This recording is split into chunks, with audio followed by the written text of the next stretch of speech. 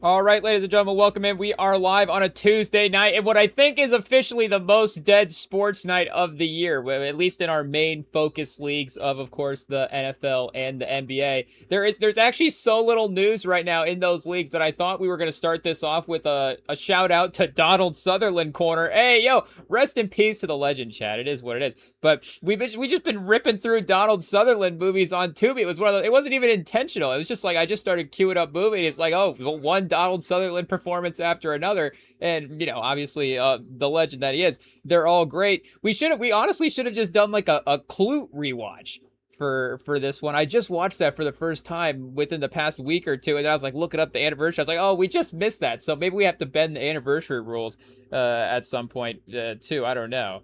But shout out, the name's Clute. I guess it's John Clute. I guess in that one, though. Obviously, Jane Fonda is the star, so shout out. But I don't know. Can we pivot from Jane Fonda and Clute to the WNBA? I'm not sure how that works. I guess we do have a little WNBA drama that we could talk about. I guess that some people have been talking about. At least we're looking at the headlines here, seeing what some of the stuff is in the news. Though I'm not exactly. I guess we could do our journalistic job and see what's going on for the W, but I feel bad. I feel like the W, it is what it is. I feel like a lot of the storylines are just more, league drama related more than, again, like play related. It is what it is. But, they just had the All-Star weekend this weekend. I guess controversy was accompanied to the NBA's season clock where it isn't most about the actual game. Instead of debating X and O's, fans in the league litigate the role of race and Alyssa Thomas fouling Caitlin Clark and Thomas's subsequent suspension instead of basking in the. So I guess it is just the collection of the individual events leading into the the All-Star weekend. Of course, I didn't know if there was an additional All-Star weekend thing that had happened as well. I say we had the game on. It seemed like the game itself, was pretty chill for the most part. And I don't know if like Kathy Engelbert has necessarily been like the mom Donnie of the WNBA, but I guess we'll see what happens there long term as well. But I just shout out to the W. Obviously they're working their way. We've got a Fever versus Seattle game. Storm. There we go, chat. We're trying Fever versus Storm game in the going right now on the ESPN. But the problem is as well, they also are running Girls Trip on TNT at the same time. And again, I guess we're just not doing our job as basketball journalists, Chad. It is what it is. The thing is, well, I guess there'll probably be a WNBA game tomorrow. Will they run Girls Trip tomorrow? That's the problem. So we just had to throw it on. Hey, yo, it is what it is. But it did have me thinking as well, too. And I was talking to somebody about, old TV shows and stuff. And this was also, just something I was thinking about in that conversation I was having recently. But I was just thinking how much I kind of miss TNT in the NBA circles. I know that maybe is not necessarily a hot take. And of course, inside the NBA themselves, they're obviously with ESPN now. The crew is still around. The show is still able to, be a main point of the NBA, media conversation. They still, are at the forefront there for sure. But there was, and again, this has really nothing even to do with the NBA. This is kind of more a specific to the TNT and maybe kind of specific to cable as well too. I guess do we have cable hooked up? No, there is obviously you can still like YouTube TV and stuff, and there are the what do you say, the remnants, is that the right word of it, the leftovers of cable TV at this point are still around. But there was something special about watching the NBA late at night, and then you're falling asleep to the NBA, or more often than not, of course, you'd be falling asleep to inside the NBA. You can make it through the game, and shout out, obviously, not say that you couldn't make it through inside the NBA, but it's a little later. It is what it is. You're falling asleep at that point, and there was something magical, I guess, about waking up to just the random show that was on TNT the next morning. And this is where I was thinking about this because we've talked about in the past, we're not necessarily like a huge TV show watcher. Like we just said, we're watching Donald Sutherland movies over here. We might be the more of a movie guy. But, we were having a conversation with somebody and they were talking about TV shows that they were liking. And it was a bunch of those shows that would have been in that TNT run there, like just in the post NBA wake up run where, and I don't remember, I guess, all of them, but the main ones were, there was like Bones, Supernatural. There was maybe a show called Castle as well too. I want to say like the same guy maybe starred in two or three of them. I'm not sure, but those three, and Charmed as well too. I want to say Charmed. That's the Mount Rushmore of post NBA TNT, next morning shows. I guess if we have to really go back and think about it, and there is still a little bit of that with some of the streaming services. It is just streaming service dependent. I mean, it's not totally, the concept of that hasn't totally gone away, but it hasn't necessarily been perfected in the same way that it was in the past, because I want to say like NBC right now with Peacock has, they do the autoplay after a sporting event ends. I don't think ESPN does that. So, and I guess ESPN, you would have waken up to Sports Center the next day, of course, obviously more so than the TV show. That's the fun of TNT, is it's the pivot between the sports and the movies as well too. Versus, again, obviously, shout out, and that's the fun of ESPN. It's all sports. Hey, the beauty of cable TV. RIP. It is what it is. But, and it is one of those things where, as we get older, not start doing that and making the old people mad. They're like, oh, you got your whole life ahead of you. But it's like, for the way we were raised on cable, on TV like that, where that's just how that's just how it was. We're not doing we only had three stations back in the day. But again, that's just that the point is that's the habit that was formed for watching NBA all of those years. And obviously, those are, those are some of the best years in terms of making those entertainment memories as well too. So, you're going to get that extra nostalgia connection for that just in general. But, it hasn't necessarily been perfected with the randomness of what's on next, because it almost gets annoying. We're calling out NBC Peacock. It is what it is. The Remington takes on the big corporations. It almost gets a little annoying how the autoplay works sometimes, because it'll autoplay the same thing over and over again. Our streaming services, don't work properly. The lobster is too buttery. But just if in a comparison of the logistics of the two things, if that's what we were talking about here, it like they'll queue up episode 1 of the same show over and over again after like every baseball game, or after every, this was definitely during the World Cup for sure. It was like there was, and the show is definitely ingrained in our mind as well too. It is what it is. The show, I believe, is called MIA. And, again, I don't really know anything about it. I didn't know it was just auto playing after every World Cup game that we had on this year. But, again, it would be the first episode of MIA every time. So I guess it's like, okay, launching it into the show gets you into the habit of watching the show. I guess there is some logistic stuff that you could argue there for it.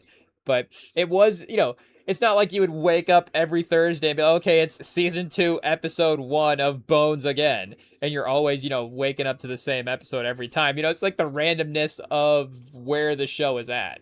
And, again, I guess I get, not remembering storylines and stuff. I guess I was, pivoting away pretty quick the next day. But, it was still fun. It was still fun. And, again, it hasn't necessarily been replicated too much as well.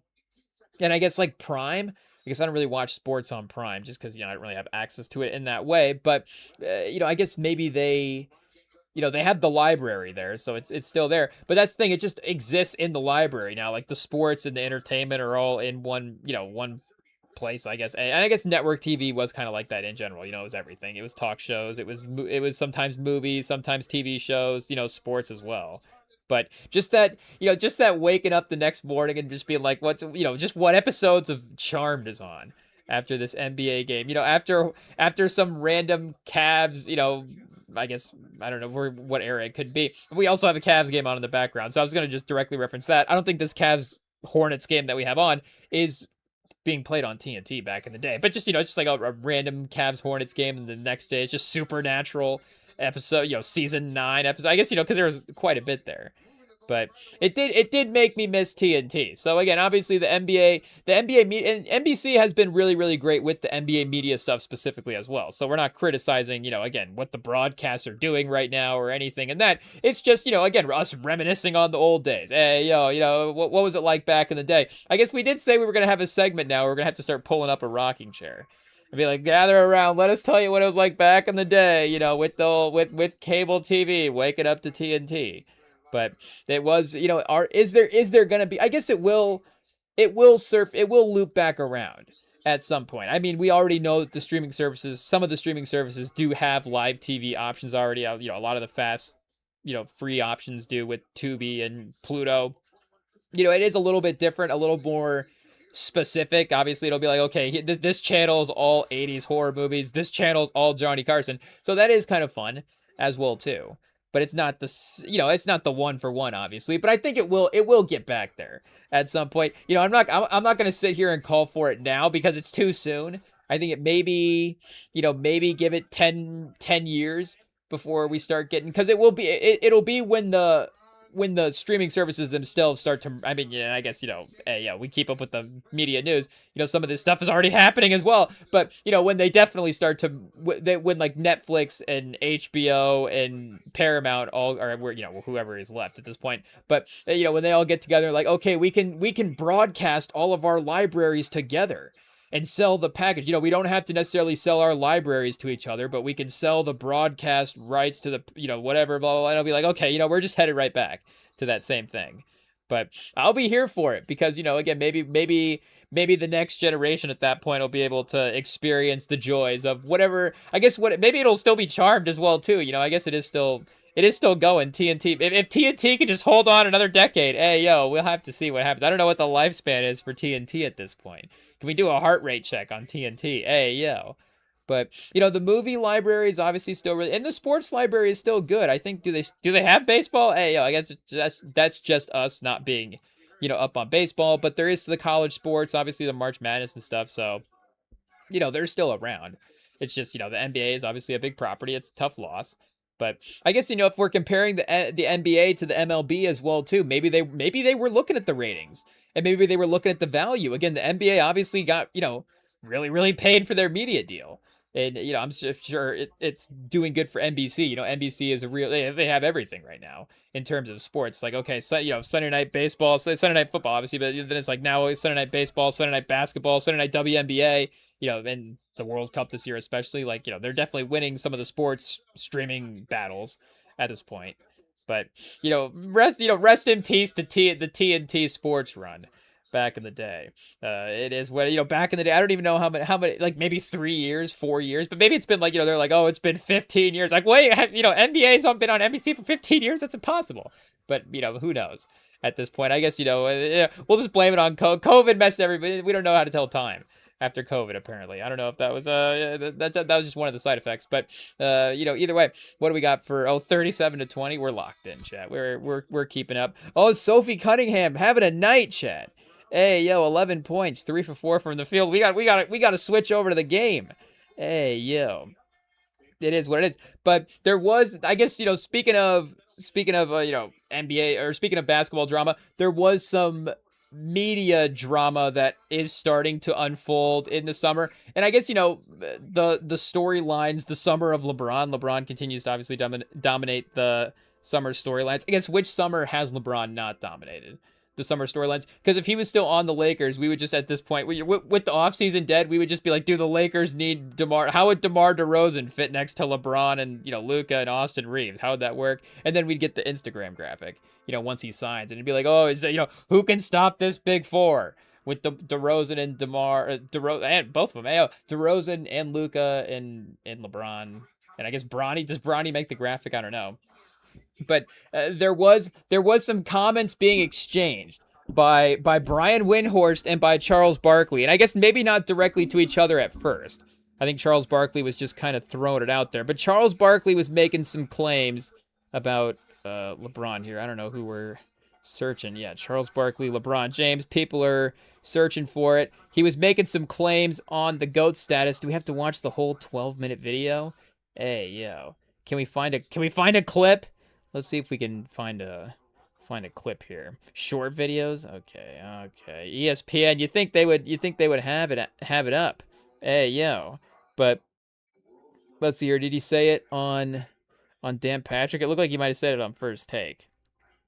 Okay, I guess maybe we can sort through the video and see. IT, can we check the rules? Are we allowed to watch First Take videos? Make your browser fast on the live stream.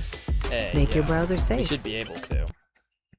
But he was basically making claims about, as we do in the offseason, LeBron's GOAT status compared to Jordan, and what he could potentially accomplish here in Philly, and how that could impact what was going on. Oh, I guess this is the whole situation here as well. This is the Windhorst reaction. Okay, let's see if we can get the Barkley statement here going. And I guess let me make sure I'm unmuted as well. Dude, if he wins back-to-back at 44, I guess probably 45 years old, if they can win two more now. I didn't say one more. You said two more. I said two more. If he wins two more, I think you have to be kind of crazy not to say he's the best to ever do it. Okay, so obviously that's the Barkley initial statement. So this again is the whole setup leading into Windhorst's reaction to what Barkley is saying. So since we have Windhorst's reaction here, we'll just play what his response is, and then kind of see what we have going on between the two of them. So I guess shout out. We've got the summer panel going for first take. Windy, Windy never takes vacation. He'll call in from anywhere. It is what it is. But oh, chat, we've got, and I guess he's just got to drop a summer meme at some point, anyways. His legacy is established. It's set. It's done. What about 3? Why not 4? Why not 5? Why not 6? Why not 12? They tried that in Miami. It didn't work. I love Charles. He's such a value add to Chad, I sense a talking about him adding 2 titles. Well, we sense a but pause.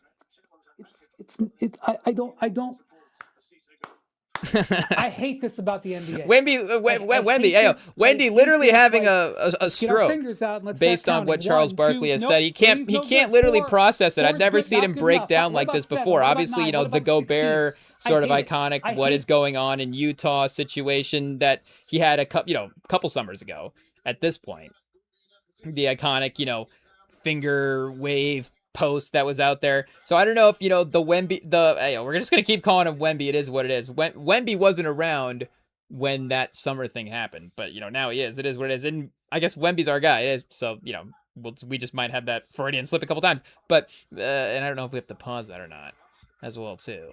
But either way, again, obviously Wendy can barely process, just like we can barely process the names. But going back to what Charles is saying about LeBron winning 2 titles, and again, Wendy obviously hating it. There is, but I guess both things can be true. Like, yes, LeBron's legacy is definitely set, but I mean, it is basically, do I say unobjectively true? I don't even know if I'm using that word right, but it's kind of, I guess, undeniably true that if LeBron does win 2 titles, he is better than MJ.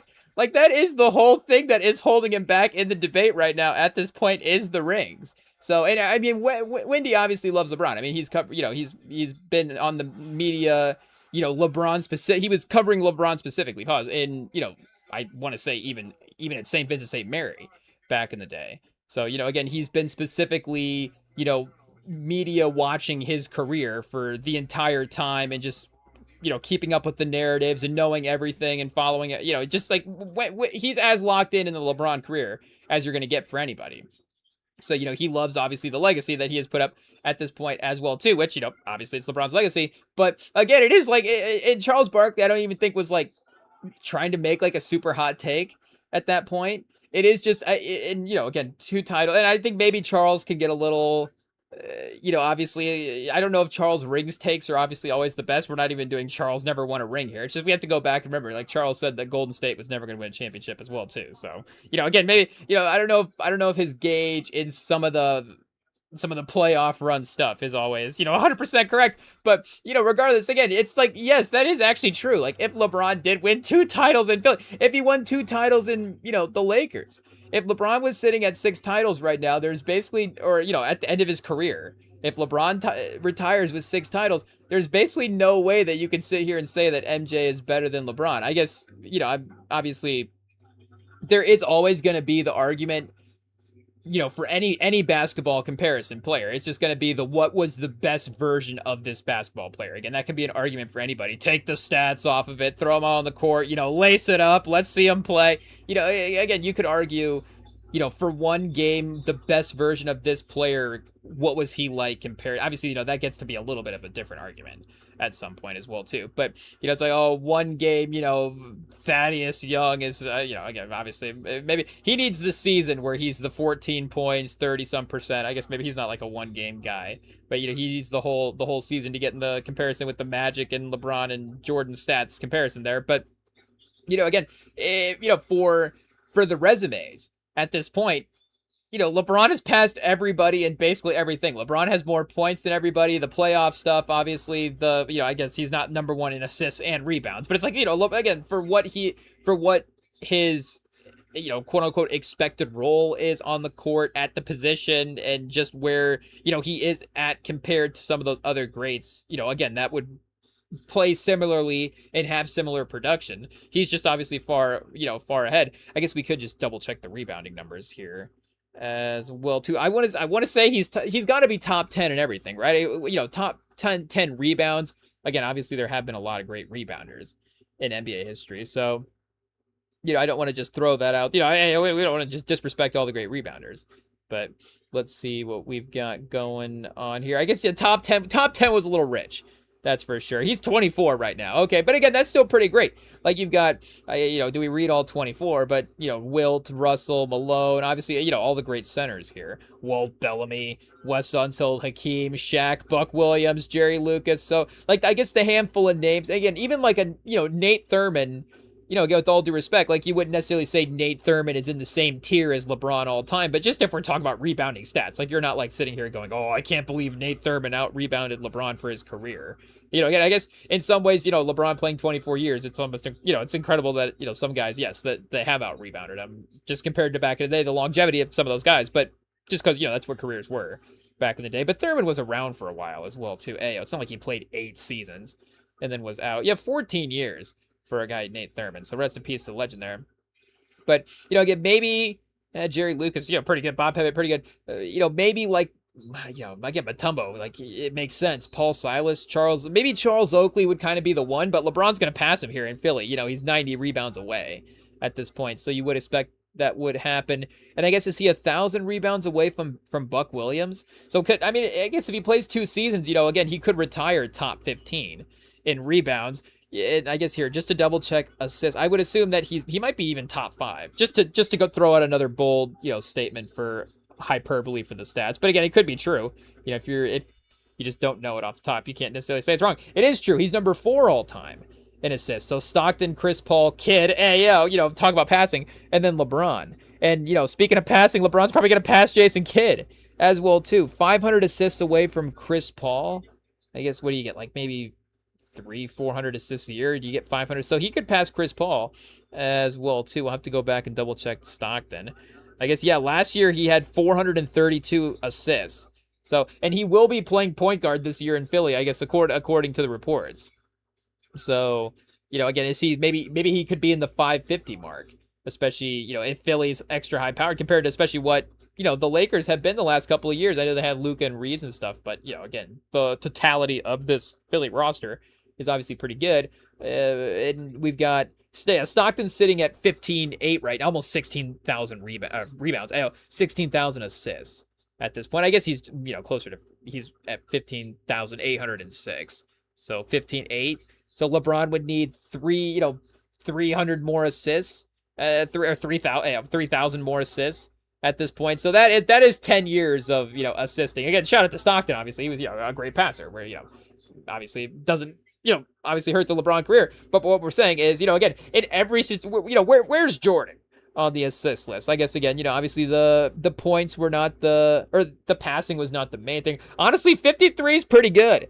But he is right there with Iverson. Is Jordan and Iverson back to back like kind of a fitting placement for both of them? You got Draymond at 61. I don't know what's more impressive. It's like, I guess Draymond kind of having as many assists as Michael Jordan in some ways. It's just him having as many assists as a guard, and a great playmaking guard as well too. But you have John Wall at 48. Shout out Dame Lillard, 42. I don't know if like Dame Lillard's one of the great playmakers in the history of the league. Tony Parker top 20. Tim Hardaway number 20. Lowry number 19. Lowry definitely maybe longevity. Andre Miller number 13 as well. Again, he definitely played for a long time. But yeah, 53 for Jordan for assists. I guess rebounds honestly could be a little lower. But Jordan did have the defense. Jordan did have the steals. And I guess we could double check the blocks. Jordan may have LeBron in steals. I guess not to do full Jordan versus LeBron pause, but I guess Jordan or LeBron might pass him there as well too. He's going to be, he's about 100 steals away at this point. So again, it might be 2 seasons for him to move up there. I think 50 steals a year could be about right. I guess he has been like 70 to 80 as of late, at the peak of his powers, 130, 177 his second year in the league. Yo.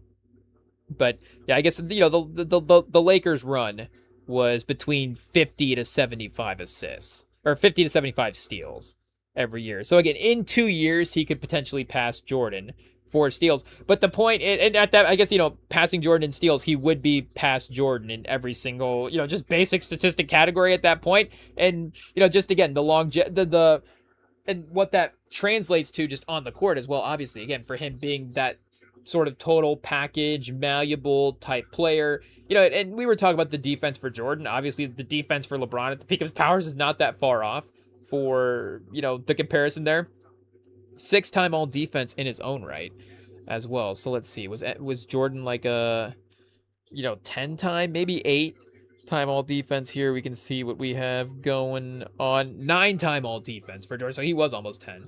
As well too. Again, one of the great defensive, if not the best defensive guard, arguably, that we've ever seen. But I guess the best defensive guard, averaging more than 22 points a game for their career. I don't know, but either way, still, it is pretty close. Just at the peak of their powers, having them go out and guard somebody, like you're not gonna feel pause worse about LeBron. So again, the point is, for what Barkley was saying is actually 100% true.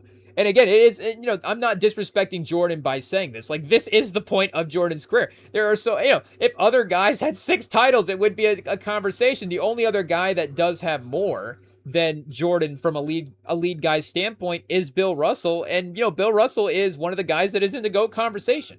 So, you're not saying like, it doesn't matter that Bill Russell doesn't have 11 titles. It's like, it actually kind of does matter. I'm not saying it's the one thing, it's the one thing, again, that keeps him in the conversation compared to the other guys. Obviously, again, his play style as well, too, just being a great defender, a great leader as well, too. Obviously, what that does, and what I mean by leader as well, too, just how the depths of what that meant for him as just a person as well, too. Again, just, helps establish that ultimate legacy that he left behind, again, just being a trailblazer and just, a great ancestor for the league. Rest in peace. But, for just the way he played basketball as well, too. Again, he's just one of the great guys to be on the court playing basketball. I know that's obvious to say, but again, it's, the disrespect that some of the guys back in the day can get. But, regardless, it is, there is still a little bit of a divide there that does, have, Jordan over Russell at this point. But, again, who are the guys over Russell, definitively on the list. Again, as much as we love Tim Duncan, I don't know if you can rank Tim Duncan over Bill Russell. Maybe, again, Magic and Bird for what they meant for the league just as that checkpoint going through and then, just continuing to help push the league commercially. Obviously, again, that helps them be that Mount Rushmore person. But, if we were talking Mount Rushmore people in the NBA, like Bill Russell has to be on it as well, too. I guess, the argument kind of becomes like, do Bird and Magic kind of become like, pause, like 2 smaller heads on the Mount Rushmore, like, 3 and then 2 halves.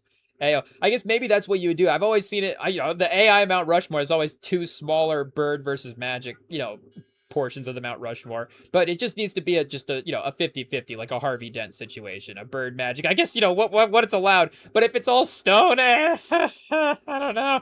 But either way, for, what are we saying? For Barkley, he is right. So again, I don't know why Wendy is necessarily having like a spasm on, like he's just like is just shutting down. Like this, honestly, what this probably means is it's probably they sent like, this is AI Wendy. This is AI Brian Windhorst on ESPN in the summer. And what happened is he couldn't process the take. They like had him programmed to be too pro LeBron maybe. And he couldn't process the take and he shut down. So I don't know if real Windhorst is watching this on vacation laughing or what the response is. We need to get real Windhorst to call in But I don't know why AI Brian Windhorst had a conniption because Barkley said it. But, again, obviously there is just, so much legacy debate. And it's not even the Jordan versus LeBron thing. I mean, Barkley has been a victim of this himself. Like, Barkley is obviously a victim. I don't know if Barkley is a victim of ring culture too much. Like, who doesn't think that Charles Barkley is one of the great players of all time? Again, we're talking about, again, even, and that's one of the things, like, even if Barkley does have one ring, like, it does move him up the list as well, too. But, you really have to have, Mike, you really have to have a career to be one of these top guys. I tell you, these guys are pretty good. So, it's not just like little tweaks, like, oh, Barkley wins in 93 and that changes everything. It does, it matters a lot. And what it does, what it does obviously is, really help that connection, hopefully really help that connection to a city. I guess, you hope it doesn't, again, obviously speaking of Bill Russell, you hate to say it again. I'm, not saying that lightly, and I probably shouldn't speak too much, again, need to do, obviously a lot of research just to, speak knowledgeably about the time period. But I know that, he did have, again, to put it lightly, some tough relations with the city there as well too, and obviously was beloved. I'm not saying that it's not like Bill Russell. Again, I don't know the timeline. By the time that I was watching NBA games, like Bill Russell was there, so I don't know what that, and he was coaching the team and stuff as well too. But again, it's, just the point is you hope that winning a title means that you have just that lifelong, champion relationship with the city. Again, not to say that Barkley doesn't mean a lot to Phoenix or Barkley doesn't mean a lot to Philly or something like that. But if Barkley, of course, had one in Phoenix, again, what that does for him in the city is incredible. And what it does for his NBA championship, again, what it does for his career on NBA on TNT. But Shaq's still gonna roast him anyways, even if Barkley has 3. Like, Shaq's still going to be like, oh, I have 4 titles and Barkley has 3 and Kenny has 2. I guess that's just the thing is he can't now bring Kenny into it as well too. Now the thing is Shaq is like, oh, between the panel there's 6 rings here and Barkley's got none of them. He can kind of have the extra, help to bully Barkley. But again, for what it how far does it push him up, the tier of NBA guys? Again, there are a few guys like, Dirk winning his title. Is Dirk a better all-time player, quote unquote, on the list? But again, that's a list thing. Like, that really is truly a list thing. Like, I don't know if anybody sits here, if, again, like we're saying, if we lace them up, if we're rolling the basketball out there and the guys are playing, like, Dirk versus Barkley is an incredible showdown. Like, I legitimately have no idea who's winning that game. Like, Dirk's such a great shot maker at the peak of his powers, and Barkley as well too, and just, a great active player. Like, he's just going to be out rebounding Dirk. Dirk's not going to be able to stay in front of him when Barkley's driving, but, again, Dirk's probably just going to be, not to say Dirk's just going to be hitting shots over Barkley, but Dirk's hitting shots over anybody. So, Barkley is just going to be a big victim to that at some point. But, yeah, again, like, there would be, a couple of guys like Barkley versus Isaiah Thomas. But again, like, nobody is sitting here saying that Barkley is definitively worse than those guys. It's just in the sort of politics, that's what we're saying, the politics of the NBA. And I guess, yes, nobody is really sitting here saying at this point that LeBron James is a worse basketball player than Jordan. But that's the point. That's the point. Is the one thing that can keep Jordan consensusly in these lists above LeBron is the fact that he has 6 rings. And LeBron has 4. And, again, it is literally the whole point that LeBron is going to Philly. So I don't know why Windhorst is even, spazzing out about that as well, too. Like, he is intentionally going to Philly to take the minimum to try to win more rings. And you could say, well, yes, obviously LeBron loves basketball. And I support anybody playing the sport as long as possible. I guess there is a little bit of a debate there sometimes in how you handle that, because maybe like quarterbacks, and again, maybe the NFL is a little bit different with the health stuff, again, walking away earlier there. Like, I'm not going to say, play, I guess, to get the, now we're Will Smith and concussion, mash your brain in as long as possible. Like, I'm not saying that, but I'm just saying, like, I support the passion that the athlete would have to want to continue the athletic endeavor for as long as possible.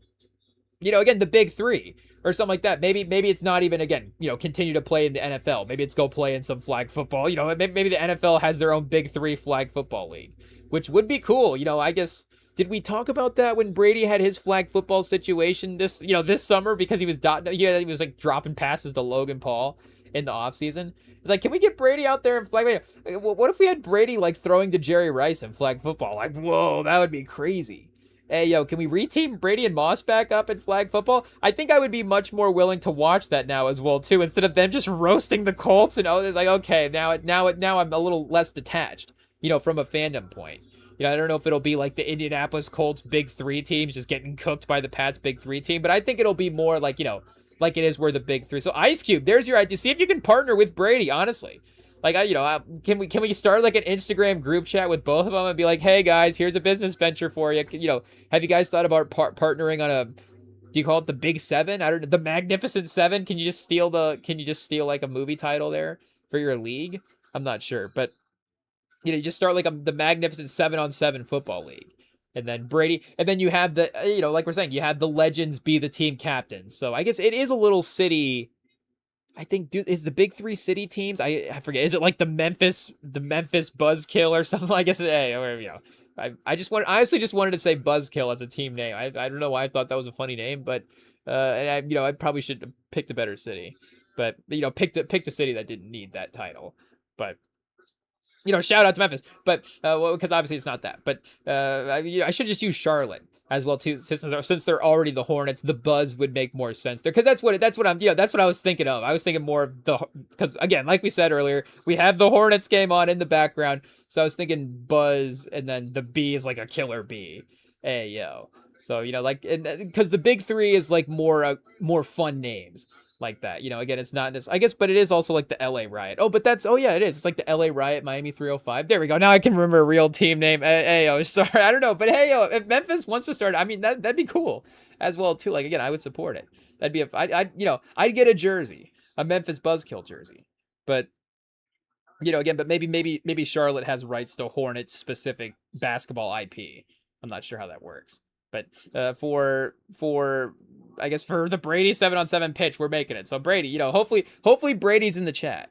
We'll have to see. Maybe speaking of Clute, maybe Brady and Jane Fonda are both in the chat. Who's to say? Has Jane Fonda ever been in a YouTube chat in her life?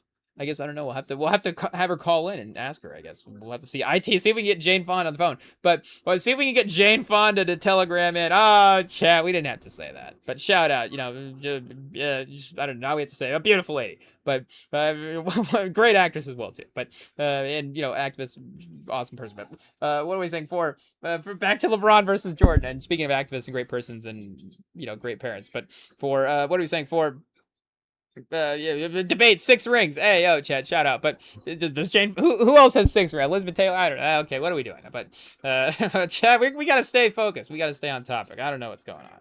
But again, Wendy, Wendy, just like, it's not totally wrong. Like, LeBron is doing it. And I guess what I was going to say earlier, connecting back to the title chase situation, him specifically going to Philly to title chase, like, again, you could say that this is just for purely the love of the game. That's where I was going with this. That's the, hey, yo, we're back. You could say it's purely for the love of the game and say it's purely just for he wants to keep playing basketball for as long as possible. But you do have to remember, he specifically said, and it, again, obviously every great player, it is a little bit of a goal to chase whoever the best player is. It is, Michael Jordan right now. So, obviously, again, if LeBron doesn't have that title, it is Michael Jordan. But, he said specifically after that Cleveland title, that was the big quote at the time, was he was chasing the ghost in Chicago. And that is, I doubt that's changed, even if he has passed him in some record standpoint. And even if the resume is closer, if not, again, you could put them both side by side and blind test it and be like, I guess, fan would probably figure it out pretty quick. Be like 6 titles versus 50,000 points. I think I've seen those resumes. But, again, you could put the resumes side by side. And you could look at LeBron's resume and be like, okay, I could see a few less titles, but great production, like the points, the career, like, the 24 years. And he did it every, he had that production every year. You're like, that's just insane. Like, you can see, again, obviously, it's not a argument hot take at all to say at this point that LeBron is better than Michael Jordan. But if LeBron had 6 titles, it's, Barkley's right. It's undeniable that LeBron's better than Michael Jordan. Now, the argument does become, of course, the 5 to the 6. And I do think that, I guess, well, if LeBron wins 2 titles in Philly, then that means, the Spurs are going 0-2, I guess, if we make the finals. But, that means the Spurs are not winning either of the 2 next finals. So that is a little bit of a bummer as well, too. I do have to remember, I am a Spurs fan. But, we do want them to win the title first. But, I guess, if LeBron gets 1, there is just, that does, that does leave it for more fun debate. Like, that's the main reason I don't want LeBron to win 2. Again, outside of the competitive advantage, is if LeBron does win 2, it is what it is. Debate is over at that point. Like, there is, what can a Jordan person say? Like, a Jordan person's going to sit there and say the 2011 finals for LeBron. It's like, okay, LeBron played 24 years. Sorry, one of them didn't necessarily go well. Like, okay, Jordan would have just had his 2011 finals in 2001 or something like that. Who's to say? You know, again, maybe the excuse would have been, oh, Jordan's old, you know, he couldn't have performed, blah, blah, blah, whatever. You know, performance issues for Jordan when he's old, who's to say? But, you know, again, for their careers, like, he would have outdone everything, you know, possibly that you could have argued for. You're not going to make a stats argument. You're not going to make a playoff resume argument. You know, I guess the clutchness, like, you start digging up some clutch stats. Oh, LeBron's only 17% with less than 7 seconds left in the, you know, fourth quarter, and Michael Jordan's, you know, 36%. It's like, okay, you know, I get the case we're making here, and these all are important things. And yes, like, maybe if we were debating it and it's like, you know, which player would you rather have for a game or a last shot? Like, maybe, you know, again, you know, it's like, okay, you know, I can see, yes, I might take Jordan for a last shot, but even still, it's like, have we not seen time and time again, just LeBron can game winners in playoff games, especially that Cleveland, you know, just the Cleveland run time and time again. You know, Miami was destroying teams, so he didn't have to hit game winners, but in those Cleveland runs both times, you know, both eras he was in Cleveland, he was, you know, hitting game winners time and time again. But, you know, again, you know, like we're saying, there is truth to what Barkley is saying. But yes, there is also truth to what Wendy is saying as well, too. Like, the ring culture stuff is obviously, you know, again, but, you know, who is really the biggest, you know, hot take, is ring culture really that out of control? Like, because what are we playing for here? Hey, yo. And I guess, you know, again, you know, at some point, every player's got to, you know, be the best version of the player that they can as well too. But on a grand scale of the league, like, that is the goal, is to win a title. You know, not every player is going to have the same level of impact in that. So yes, we can argue again the title debate, you know, for each individual player and sort of just the, you know, I guess you say like the goals of the career for each player, but it's like the basic goal of the NBA is to win a title. So, you know, again, for that being the ultimate measuring stick for a player, I don't think that's wrong. And again, it's not, obviously, it's not a one-to-one correlation, because that's the starting point. It's like, okay, are we, you know, what's the foundational argument here? And the foundational argument in basketball is obviously, and, you know, maybe you do argue points per game, maybe would be literally the only other option. But again, it's like, you know, why points per game? Because you score. What do you score? What are you going to win? Well, what are you going to win? You're going to win a title. So, you know, they're both kind of, again, hand in hand there, pause, you know, a little bit. But for, you know, again, for what is the baseline measurement for winning? Okay, you have to win. Well, you know, a lot of the great, and, you know, again, a lot of the role players, like, there are role players that have been on, you know, Warriors teams the entire run, Spurs teams, you know, Lakers teams the entire run. But for the most part, like, sometimes those guys have to get switched out for contracts, and, you know, those guys, after a title run, they'll leave themselves as well too. I mean, you know, we see this time and time again. Guys go get that pay raise after they won the title. Teams want to, you know, have those players in their roster, bring in that championship pedigree, bring in that experience that we just saw work the season before. So keeping together an entire title team is a very, very difficult thing. Who are you going to keep on a title team if you have to keep them? You're going to keep the guys that is winning the title for you time and time again, which is why, again, obviously these, you know, guys back in the day, you know, to break down why you keep a great player, because he wins, you know, he's a great player and he wins you a title. But again, it's like, you know, there's a reason that it correlates the way that it does. And it's, you know, we start by looking at the titles and we go, okay, who are the great players? And then from who was winning those titles, who was being the most impactful in those individual titles. And again, that's why Jordan was the best player that he, you know, when he used to have the crown. No, but, you know, that's why Jordan is in that, you know, in that 1-2 argument right now with LeBron for that title, because Jordan was the best player on 6 titles. And again, like, you know, Duncan as well too. Like, Duncan, you know, we look at his career, we go, well, Duncan has 5 titles. Is he the same? You know, and you know, I'm using our guy as an example again, because obviously, you know, not to make the Spurs fans mad, but we all love Tim Duncan, and, you know, he's, again, top 10 players. So I don't think the Spurs, we're not sitting here like needing him to be better than Michael Jordan. We know how great he was. And if we're rolling out a game, all-time Spurs versus all-time Bulls, guess what? I'll take our Spurs lineup. Heck yeah. I don't know who gets Artis Gilmore in this situation or Dennis Rodman. You know what? They can keep Dennis Rodman. I almost just said we had Kawhi. Chad, am I healing? Hey, maybe those trade rumors this offseason, had us thinking about it a different way. But we're going to need Kawhi in this match for the all-time Bulls, so we're going to need to heal. But, again, for Tim Duncan, he was not the same level of impact for all 5 of those titles, the same way that Jordan was for all 6 of his. That last title, you could say 07, the year that Parker won the Finals MVP. Obviously that season, Duncan was great. But for that 14 season, he was still an anchor to that team, still a leader, still very important, was still not, the best player in the league argument that he was for the titles that they won before that. Kobe obviously won 5 titles. It's like, well, Kobe can do everything that Jordan can, and, in some ways has matched him in some of the stats. And it's like, yes, those arguments are very, very true. And, again, Kobe is obviously so close to like being in that argument for right there for Jordan. And the only part of the reason, and, it's like, I guess it's not a bad thing that Jordan came before Kobe, because obviously he inspired him, and we got a great basketball player. We got, rest in peace, we got one of the best basketball players that we've ever gotten because of it as well, too. But, again, those early titles there, he was still emerging. And Shaq, well, emerging is obviously a strong term. He was a little better than emerging, but he wasn't still 100% that main title Kobe Bryant. If Kobe would have been playing, if you switch Shaq and Chris Webber for like that first season, maybe the second season as well to that second title, it's obviously a really good battle. I don't know. We might just send that on the Gemini here. I'm not sure, but I think Shaq still probably gets it that first year.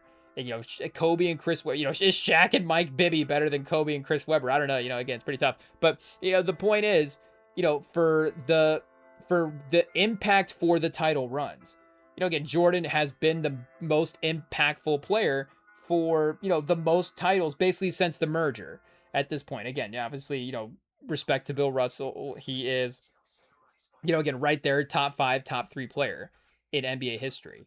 But especially if we're looking, but he is probably the only other guy, again, pre-merger in this argument. Wilt would be a name that would be in consideration for the top 10. But again, would you say, I guess the old timers would probably still say Wilt for, there would still be some old timers that say Wilt would be the best player ever. Again, I think maybe it would be I guess I don't know if we want to call it a dying breed, but again, it might be they might be aging out a little bit. Rest in peace. Again, maybe maybe we're gonna have to communicate with the Wilt fans a little bit differently going forward. Who's to say, get the Ouija board out to see who's the Wilt fans are, obviously not, don't do that. But I just like, who, what are we saying? But either way, for, again, he would be a name that you would get argued from that time.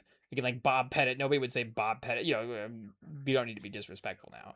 But he's a great player as well, too. So again, it's not disrespect. He's a great player. But, again, for who would actually be in that argument, he would be there. So if we can take Russell and Chamberlain, then, again, go post-merger as well, I guess, but, Russell basically won every title pre-merger as well, so there is really no other titles that anybody ever won. Dennis Johnson got one. Hey, Wes Unseld. And Bill Walton as well, too. And Bill Walton got hurt as well, so maybe Bill Walton, would have cleaned up a couple more at some point. But post-merger, again, it's not that difficult. It is kind of simple. Like, Jordan has impacted more title teams than anybody at the highest level. He was the best player on 6 finals teams that won. You could, the 6-0s and, get all that different stuff. But, again, LeBron at this point has been the best title player on 4 at this point. And, again, if we were going for like the LeBron Steph sort of argument at this point, that would be like a one minor little thing that, again, is not necessarily something that's fair to have against Steph Curry in the Steph Curry argument. But obviously Steph Curry, had that first season where Iguodala technically won the finals MVP. I don't know if you could still look back and say he was the best player in the finals, but super important, again, and obviously took home the award. And, they were able to, they brought in Durant for those next 2. So again, as much as Curry would have been totally capable of being a finals contending team on his own there with that unit that they had, obviously, again, they had just won 73 games, but from a legacy standpoint, the way he impacted title teams was different than the way that Jordan impacted title teams. So that's what we're saying. Roll the ball out on the court. Is there an argument that you could maybe take Steph Curry over Jordan? I know it sounds a little blasphemous, But if you're considering the gravity of the 3-point shooting, if you have to play a game, you kind of have to, not to say you have to throw out the careers. Obviously, what are you judging it on? Based on the careers. But you kind of throw out the stats a little bit differently in that sense. And you go, okay, like what am I watching? What am I trusting? What is going to really impact what is happening on the court in the game? Maybe you could make an argument that Steph, that value impact that he has is up there with the most value impact. But if we're ranking the legacies that the guys have put together in that traditional way that we rank legacies, again, Curry is not necessarily had the same title equivalent impact that Jordan has. And again, not to get Wendy rubbing his temples again and being like, oh, but it's not all about rings. It's not about rings. Again, that's not what we're saying here. We're just saying that is we're finding the baseline starting point. Just where do we start? Hey, we have to start somewhere. We can't just have, we can't have everybody out here debating random topics about the NBA. We have to streamline this. Hey, we have to have one sort of agreeable thing. And it's not even we all agree on it. It's just the goal. The goal, the unwritten, the spoken and the unspoken goal of this league is that, of this league, like we're in the NBA. But, the unspoken and spoken goal of the league is if you're in the league, you're trying to win a title. Hey, unless you're Jonte Porter, we got him. Terry Rozier, who else do we need to call out? But, again, that's the morale of the NBA. That is the entire process here. I mean, the entire, it's also career and, self-fulfillment and being better. And, we start getting into all those things as well, too. But if we're just talking from a basketball sense, the goal is to win the title. So, again, for, Barkley is actually 100% right here. If LeBron wins the next 2 titles, yes, obviously if LeBron wins, if he plays 4 years, but whatever. If he wins 2 more titles in his career, if LeBron goes to LeBron goes to San Antonio mid-season, like, okay, I actually don't want to be in, Philly, I'll just get traded to San Antonio in the offseason. Or he wins a title in Philly and he's like, I got to win 1 more title somewhere. Hey, Minnesota, he's like, I really got to bring Minnesota back. I guess we don't want to say that again. We don't want to take, another title away from San Antonio, but if he's like, that wasn't enough, what's the most desperate franchise? Brooklyn. Hey, he's like, let me see if I can get, what's the last challenge? I'm going to go to Washington. I want to play 1 more season with Anthony Davis. DeBasta's pretty good. I'm going to win Washington a title. He just starts being this, let me be the guy that got 4 franchise, like whatever. Again, like when Wendy's saying, you can't say 3, you can't say 4. It's like, yes, you're actually right. If LeBron wins 4 more titles, yes, he's the best basketball player of all time. It's not even close. Hey, if LeBron in his 40s just rips off 4 straight titles, like, oh, well, I guess we, debate over at that point. And then Windhorst is rubbing his temples because he can't process how a 45-year-old just ripped off his 4th title in a row. We'd all be doing that. We'd be like, I don't understand what's happening. I guess maybe 40. How old would he be? 47? Hey, 50? But, again, yes, that is 100% what LeBron is chasing right now, is 2 titles. So, yes, if LeBron gets 2 titles, LeBron could retire happy. Hey, he would retire satisfied that he matched Michael Jordan in titles. And you know what? The hot take is if LeBron won 2 titles, he would obviously retire after the second one. I mean, he might retire after the second season anyways. But just if there was that hypothetical 3rd season that he could go to, and again, it just, I guess, what process does it go? But we're even saying this with Brady. Like, could Brady go to the NFL right now and play quarterback? Like, it's not impossible to think of. We just saw Phillip Rivers do it. So the logistics, of course, would be how would Tom Brady at this point in his career end up on a team that's good enough to win the title, if we're talking practically. But, if it's just the what if scenario of just like, again, who's the best team in the league this year, obviously we haven't seen it and we don't have necessarily that year-to-year dynasty right now. Seattle, I guess, just won, so maybe Seattle. But, I guess we're not giving Sam Darnold, 10 out of 10 fear dynasty ratings. It's not like we got the new Chiefs in town. Cut to 5 years later when they've ripped off their 3rd ring and it's like IT's playing the clip. Remember when you said we don't have the new Chiefs in town? But, I'm just as a comment on the state of the football mindset. I would say the football mindset is not that, again, Seattle's like a dynasty at this point. But, obviously if they are a dynasty in 5 years, then I'm saying that is a wrong mindset. But, yeah, again, the defense is set up pretty good, obviously, here. So, it's obviously going to be pretty strong, and it's going to be competitive. I'm not saying they're going to fall off or anything. But it's just like if Brady was on the Rams this year, could Brady win the Super Bowl? And I guess the quarterback's position specifically is a little bit different. If it was like receiver, receiver might be the one that could be like the most comparable for what LeBron could do here. Obviously in the NBA, just taking taking entire defensive possessions off, but I guess, and obviously the entire offense does that. But for, in football, but for, again, for the ability to sort of sub in and out and play specific possessions, and then, I guess not limit physicality at receiver. But again, there is just going to be, like, if you're playing every snap at quarterback, at just a certain amount of physicality that the game is going to require at some point as well, too. So that was what was partially impressive about Phillip Rivers making his return, is that he was able to, just get up off the couch in week 14 and just take the hits in the NFL as well, too. But, again, for Brady, that is an argument. And honestly, if Brady didn't get paid like what did he get paid? Like $30 million a year to go be a broadcaster? Like, I guess, would Brady get $30 million a year? Again, obviously LeBron's taking a minimum deal. So, would you take a minimum deal to play NFL quarterback? Again, it's a little bit different logistically. But from a talent standpoint, I think that we can all admit that Brady could probably still walk in and obviously be like a pretty good NFL quarterback. And if you had him in a couple playoff games, you probably wouldn't be too bummed out at this point.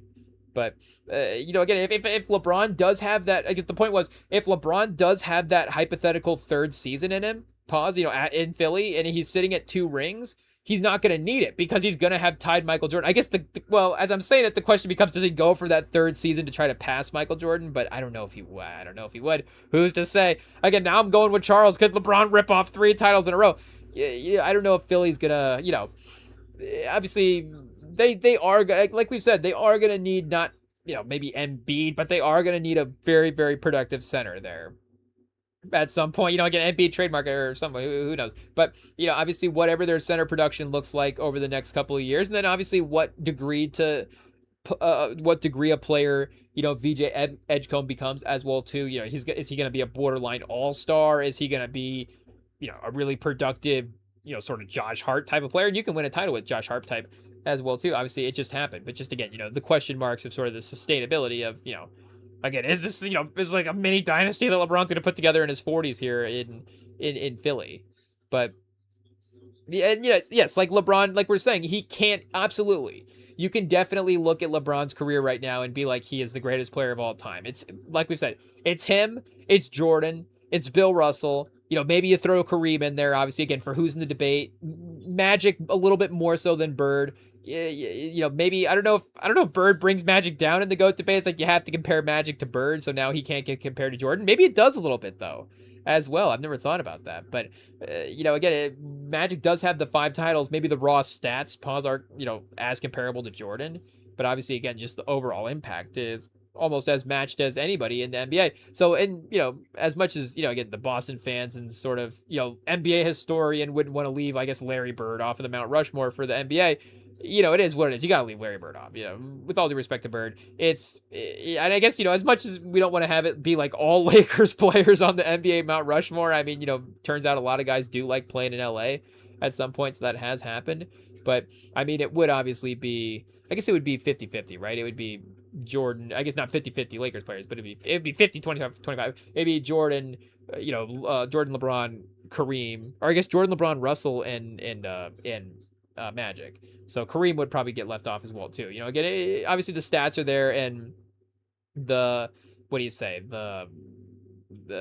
championships are there as well too. But sort of just the overall league impact, just again, is it top 4? It's obviously great, but just in the list order, I don't know if it falls in the top 4. But like we keep saying, yes, you can look at his career right now and say that he is the best player, but if he wins 2 titles, it's undeniable. He does become the GOAT. Like, it's 100% true. Like, you can look, he's not, and I guess, again, we would have to have an NBA GOAT, I guess, maybe at some point, but maybe we don't. I don't know. Maybe if LeBron retires and it's vague, or if he retires with 5 titles, maybe it's just like a GOAT tie or something like that. But we are kind of in that period right now, like an NBA civil war. Hey, yo, like we kind of, maybe, again, to maybe reflect, larger issues, but, we kind of are in like a little, we are headed toward an NBA civil war, which is, but the point being, like, I think an NBA discourse where it's pretty equal. And I don't know where it stands right now. I think there are too many Jordan people still out there. And the thing is, Jordan, yeah, and the thing is, Jordan did, again, like we're saying, there is a very strong percentage of the old timers out there, the OGs, that would have like Bill Russell and, again, maybe Wilt Chamberlain. That'd be like, 1% of all time great votes go to Wilt Chamberlain. There might be like 3% that go to Bill Russell, and then, again, but like, Jordan won like 94% of OGs over as well too. So, he does have just, I think, more people rooting for him at this point. But as the NBA fan bases, continue to, the next generations continue to emerge, LeBron is that guy for this generation. And obviously, again, Kobe is that name as well too, where, his GOAT status is only going to continue to increase over time as well. But LeBron is going to be that name. The players are going to reference, obviously the fans are going to reference just the legacy, the aura, when he's around, he's the owner. Who knows if he's, better or worse owner than Jordan. But, again, it's like, yes, this is exactly 100% the entire reason why at 42 years old, LeBron is making $3 million a year. I was seeing a post that was like players that are making more money than LeBron.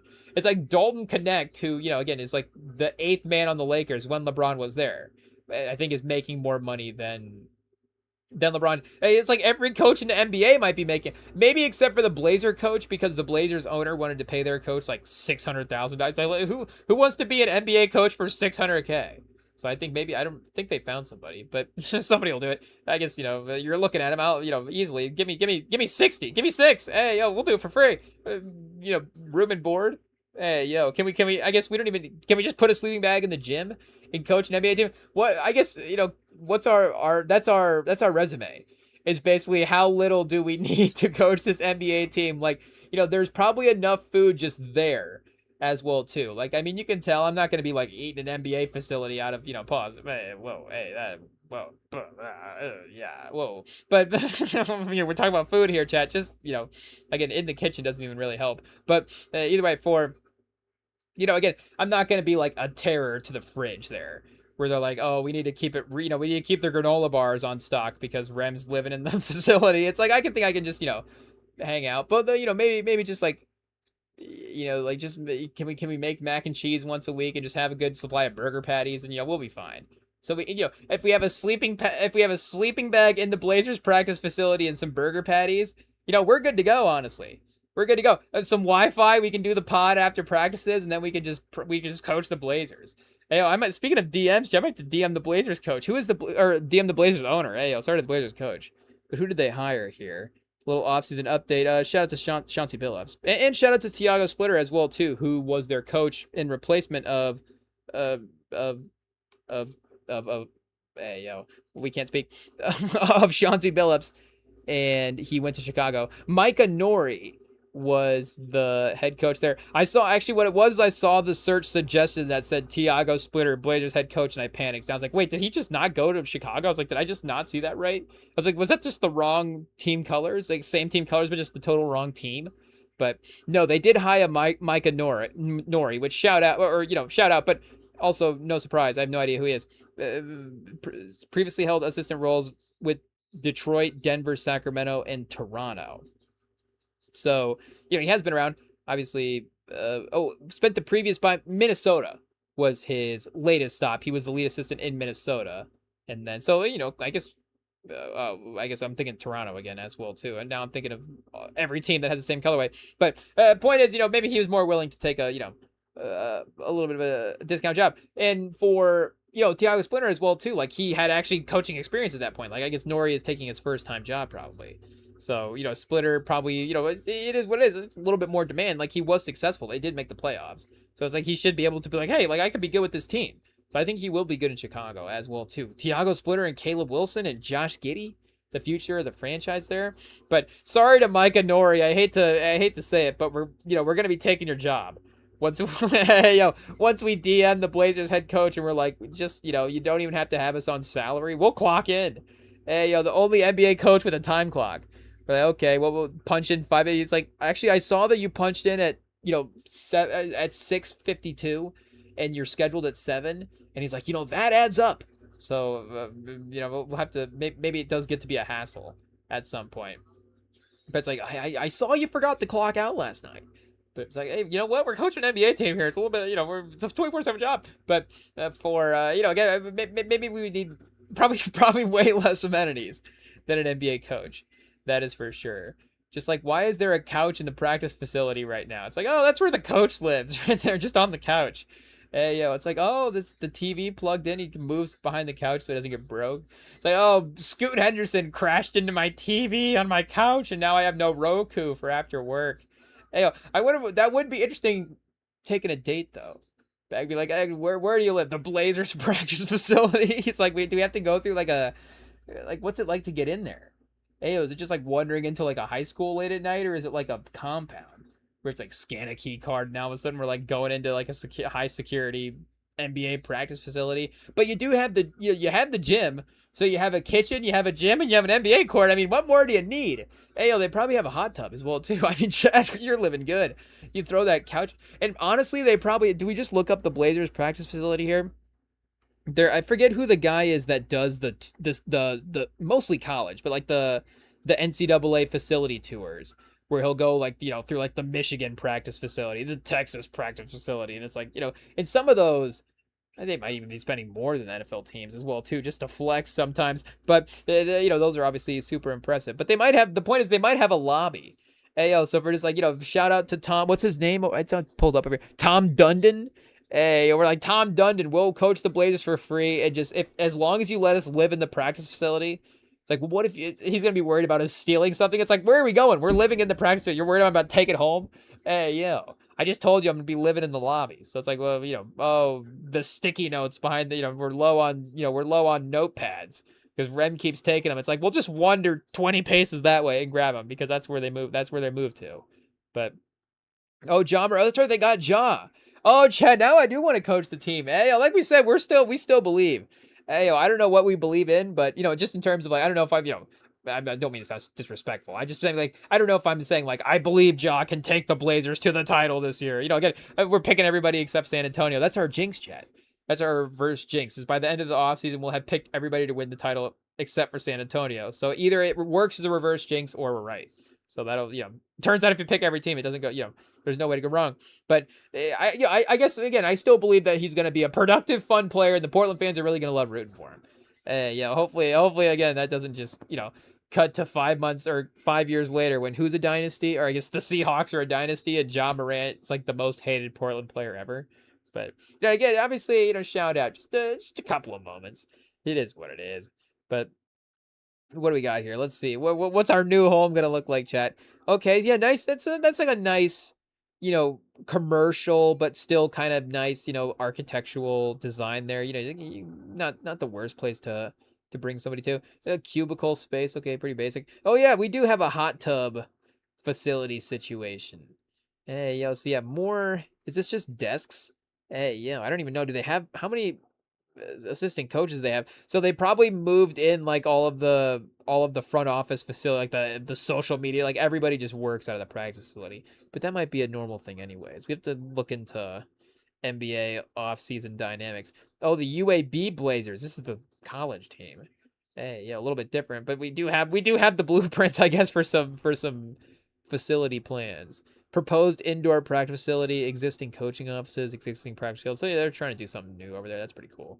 But I thought, was this Ben Simmons or Mario Hezonja? I don't know why it has to be one of those two. But yeah, I guess Ben Simmons is eyeing an NBA return. That's why I'm thinking about him for being a free agent at this point. Again, it's slow in the offseason right now. Free agent rankings. Number 1, we got James Harden. The all free agent team right now is pretty bad. I tell you what, Chad. We got James Harden, DeMar DeRozan, Ben Simmons, and who else? I guess Hezonja just signed. Those three, again, that's pretty good at one point. That's like a title team as well, too. James Harden and Ben Simmons at the peak of their powers actually would have been deadly together. That's not even a joke.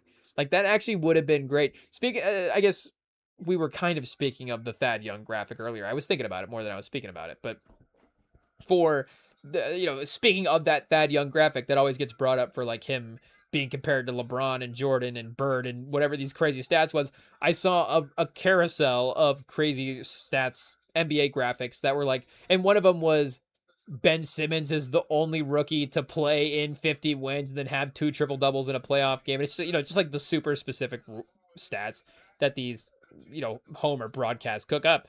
So, yeah, but again, there was a little something to that. Like, obviously, he was an incredible defensive player, an incredible just floor raiser for a team with the way that he could play make. And his, again, the winning impact was real. I mean, they did have a couple of good drafts there, obviously, bringing in Embiid and stuff. And then they got Jimmy Butler. But, it's not a, just because some careers go a certain way, it's like, you don't have to judge the career by like the last moment of the career or whatever, or, one specific moment that maybe it doesn't shine as, brightly on the career as possible. And I don't know if we go like, by this time has Ben Simmons like had more unsuccessful seasons than successful. Yeah, I hate to say that, but again, like still, judging by his most successful seasons, he's an amazing basketball player, and him and James Harden would have been an awesome duo. But unfortunately, now as free agents, I don't think that would work out too well. But either way, shout out. We'll see if shout out to Micah Nori, but we'll see if the announcement hits the airwaves soon. Blazers make the first ever in season or off season pivot to head coach. Micah Nori would be, I guess, in the competition then for like quickest head coach job. Ayo, I mean, we could potentially hang out here as well. The theater. Ayo, you do have the TV. So again, like we said, we do like to watch Tubi while we fall asleep. So if we're just running Tubi in the Blazers practice facility while we're just living there during the season, I mean, that would be pretty sick. But, and I guess here we go. Oh, boom. Chat. Oh, this is comfortable. Hey, yo, do we have I guess the problem is, what is this like armrest situation here? If this armrest situation wasn't here, you could really stretch out. I mean, that would be, 4 really good 4.5 almost with the corner here, Chet. 4.5 really good couch segments to sleep across. Hey, I mean, you can't really get much better than that. It does look like it probably is like a what do you say, like a vinyl, like a leather, or not a leather, ayo, but like a plastic type couch. Ayo, we're not describing it well, but you get what we're saying, like that cheap non-leather vinyl-y stuff that you get in commercial places that you can just like wipe down real quick. So again, it might not be the most comfortable.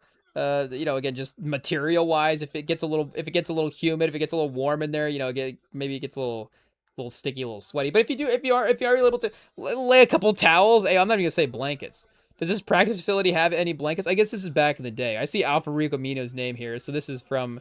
Oh, this is the Pacers practice facility as well too. This isn't even the Blazers. Okay, never mind. That we're not even gonna be able to use that couch. I guess we're gonna have to sleep. We're gonna be like LeBron. We're gonna be choppering in from Indiana because we're sleeping in the Pacers practice facility, but we're actually coaching the Blazers. But like we said, we can honestly get like one of those like hunting cots where you just like set up a, I don't know. Hey, yo, chat, what is this? Is this some food in the Blazers practice facility? I don't know.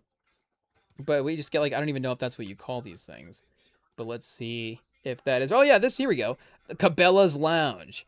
The Coleman Trailhead cot. Yeah, oh, here we go. We got a 2-person. Yeah, bro. Chat, you read our mind. Hey, yo. So, I mean, okay, this one, maybe I don't know if we invest in a quality 1-person. Maybe that's kind of the sneaky move there. Hey, wink, wink.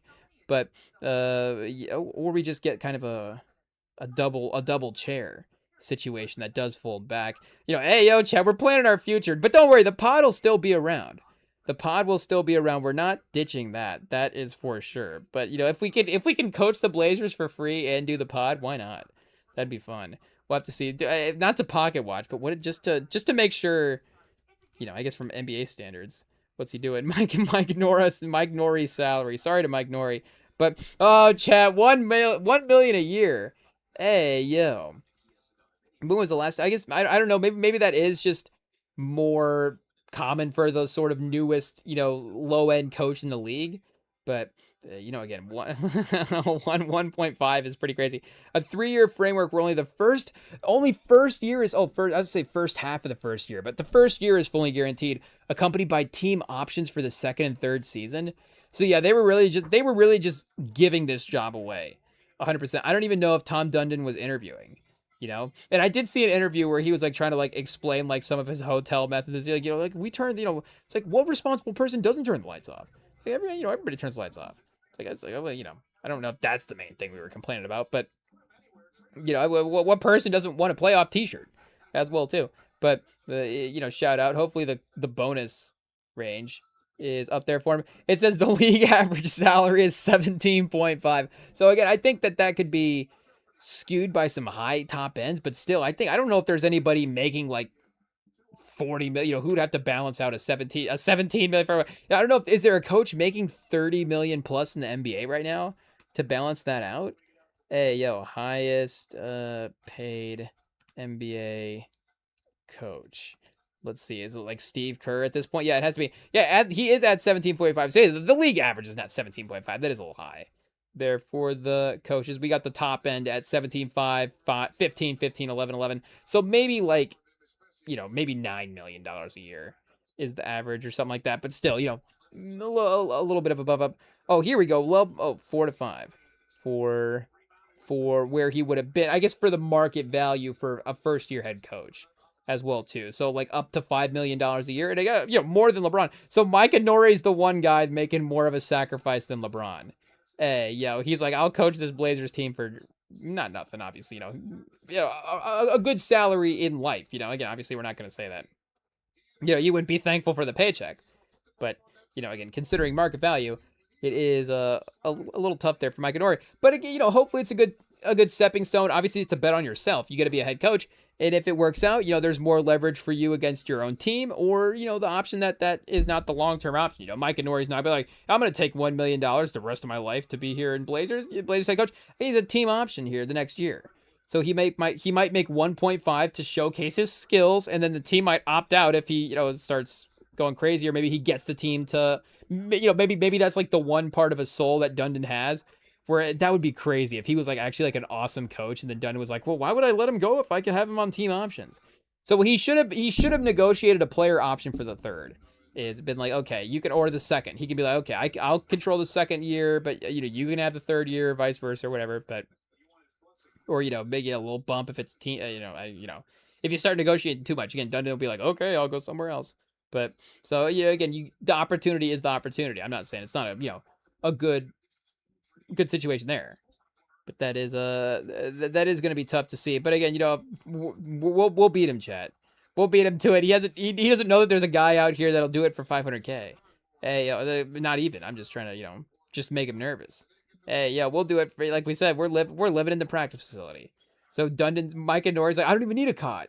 I'll just sleep right on the basketball court. It's like, well, that's not the point. But it's like, okay, once you're in the gym, you might as well just have a cot at that point. But even I'll take that. I'll take that out of savings.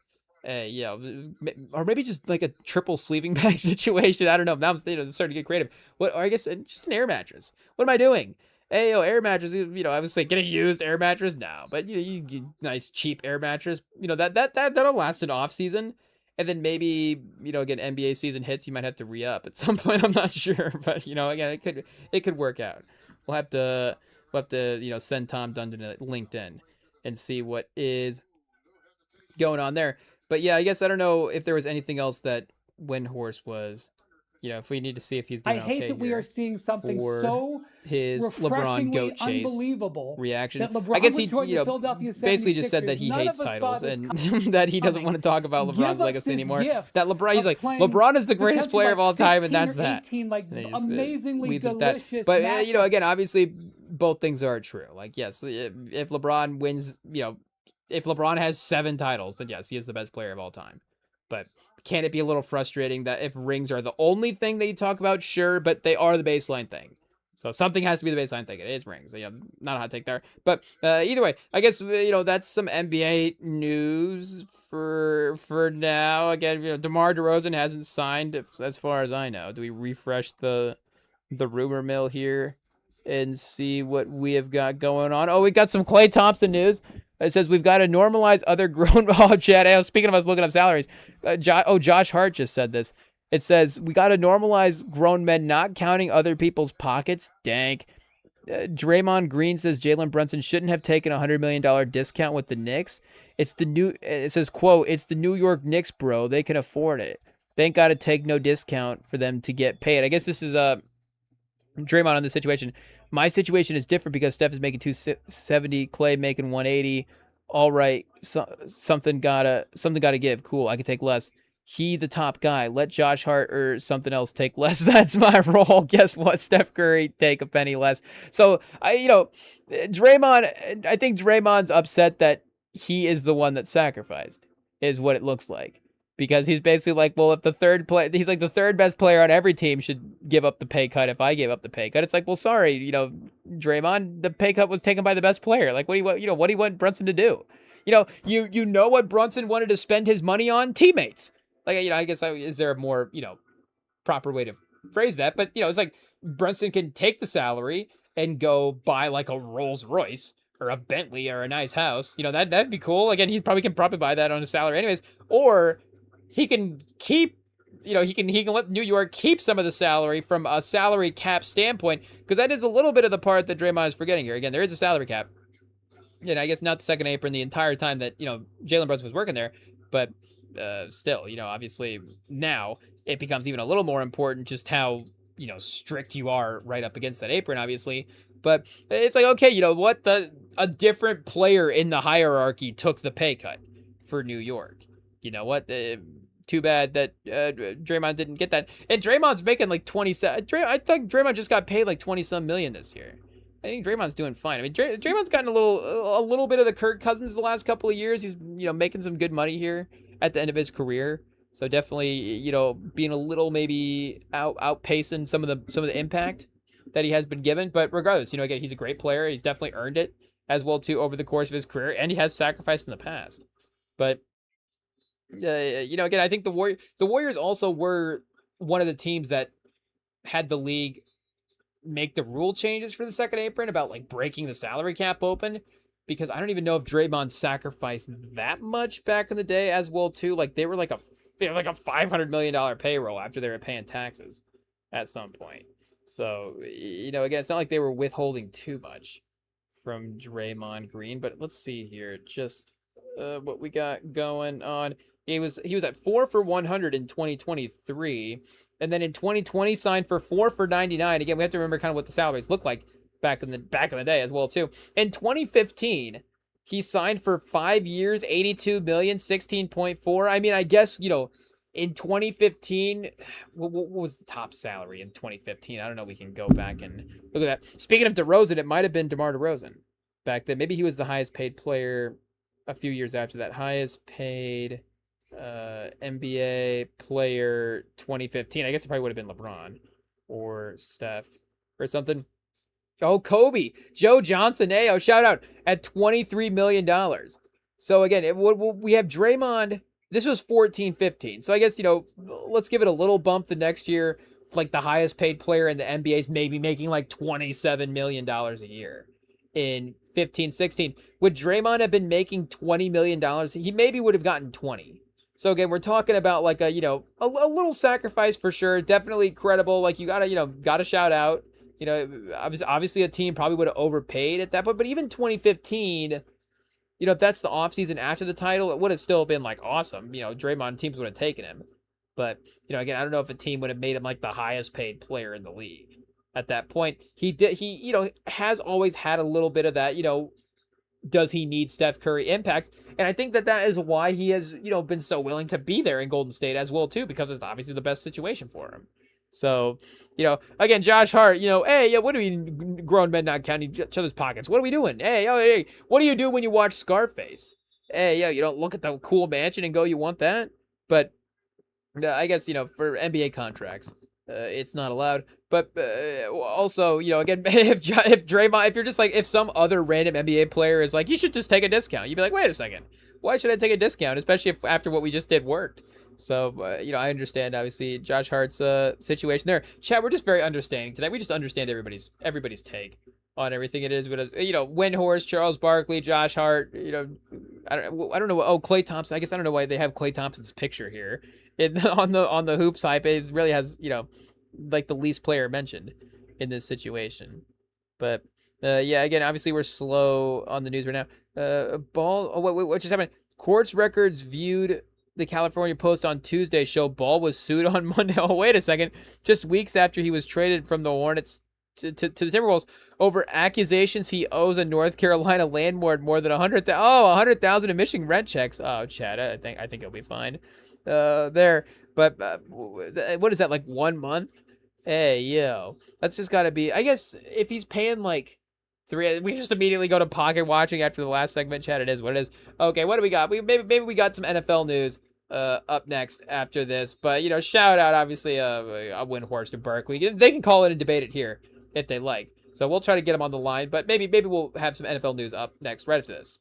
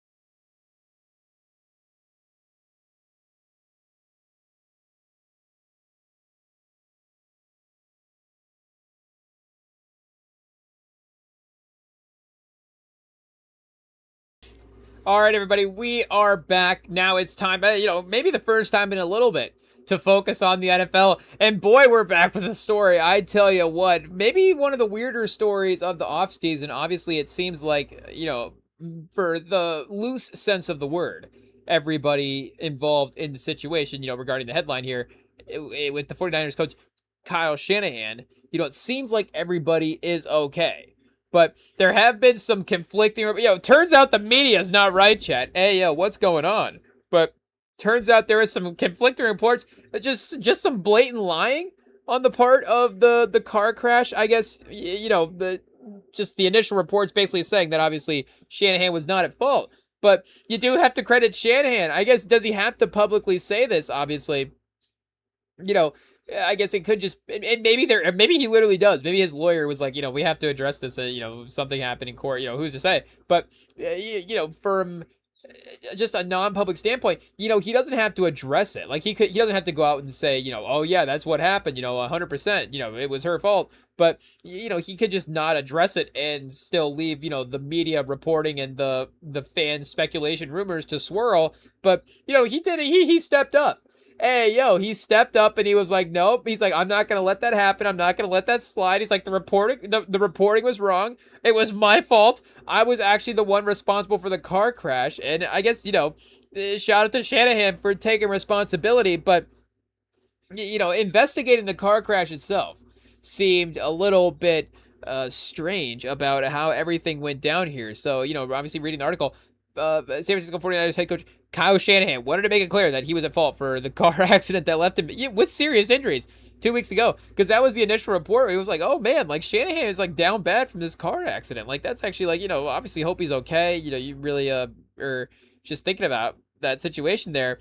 And he stepped up and was like, nope, that one's on me, guys. Speaking publicly for the first time since the crash, Shanahan spent about 30 minutes with a handful of Bay Area reporters speaking about the collision. Report, he said, erroneously assigned blame to a 21-year-old woman for the accident. I mean, Chad, that's what, woman driver's always going to get the blame. But, there's an old guy at work that he'll just make woman drive comments sometime. And I'm just like, oh yeah, this guy is from a different generation. It is what it is. Shout out. I guess, I don't know how much detail we have to go into about him, but, make no mistake. He's not, not one shy to a strange comment every now and then. But he'll be like pushing a cart through the kitchen at the restaurant. Then he'll be like, oh, you can't have any of the ladies push a cart because a woman driver. And then it just be like, okay, maybe in a different era at the restaurant that one really killed. I'm not sure, but different audience now. It just kind of falls flat. But I guess the media now is trying to pull an old producer over there at the media, an old editor was like, well, it's a woman driver, just blame the woman driver. But Shanahan, he's stepping up.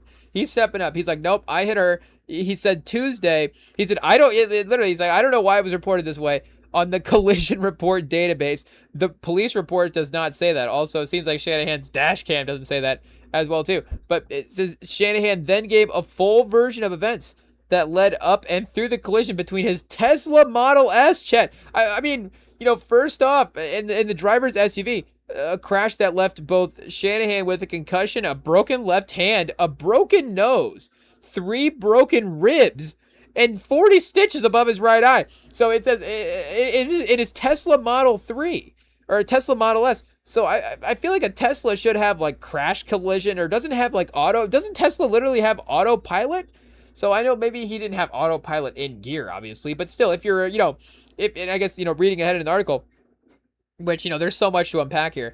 It says, I was going 20 miles an hour. I was not on my phone, but, I dropped my phone and it was stuck in my seats. It was on my lap and it slid off. I went down to look for it and I took my eyes off the road for 2 seconds. He was counting as he looked down. 1 Mississippi, 2 Mississippi. And when I was coming up, the airbags hit me in the face and they broke my nose, and the visor really gashed me. But again, a lot to unpack here. But I feel like the Tesla Model S, it seems like it should be a car with a feature that if you're just slowly creeping toward the rear end of another vehicle, and it's like, okay, this driver's obviously like clearly looking at his phone, maybe we need to take over here. Like auto brake is maybe the word I'm looking for. Like maybe the Tesla does have some auto brake feature, which I guess could get a little tricky on the road. Again, obviously, maybe he has auto brake disabled? I don't know. Again, I don't know the Tesla Model S feature. Should we look up here and see? Could he sue Elon? Could Kyle Shanahan be the one to take down Elon Musk? I'm not sure. Could he run? Is this the game plan? Is this the start of the game plan that he drew up? I'm not sure. Tesla Model S auto braking. Let's see what we've got here. Does it stop itself? It says the Tesla, it features, I guess, auto emergency braking. Oh, I guess that's exactly what we're looking for, which uses cameras and sensors to protect potential front to reversal collisions, automatically applies the brakes to lessen or avoid the impact. It's active by default on every startup and resets if disabled. So it is disabled. So I guess Shanahan's not one for the modern features. He bought a Tesla Model S, but he's like, let me just disable all the features that make it a Tesla. So it says, how does automatic braking works? Active detection scans for vehicles and pedestrians. And I guess, again, in some ways you do have to be thankful as well, too, that in that scenario that there was the protection of the vehicle. If he was going, again, not to, turn this into a public PSA, but it's like if he's going through a crosswalk and, somehow like, there's obviously bad scenarios there.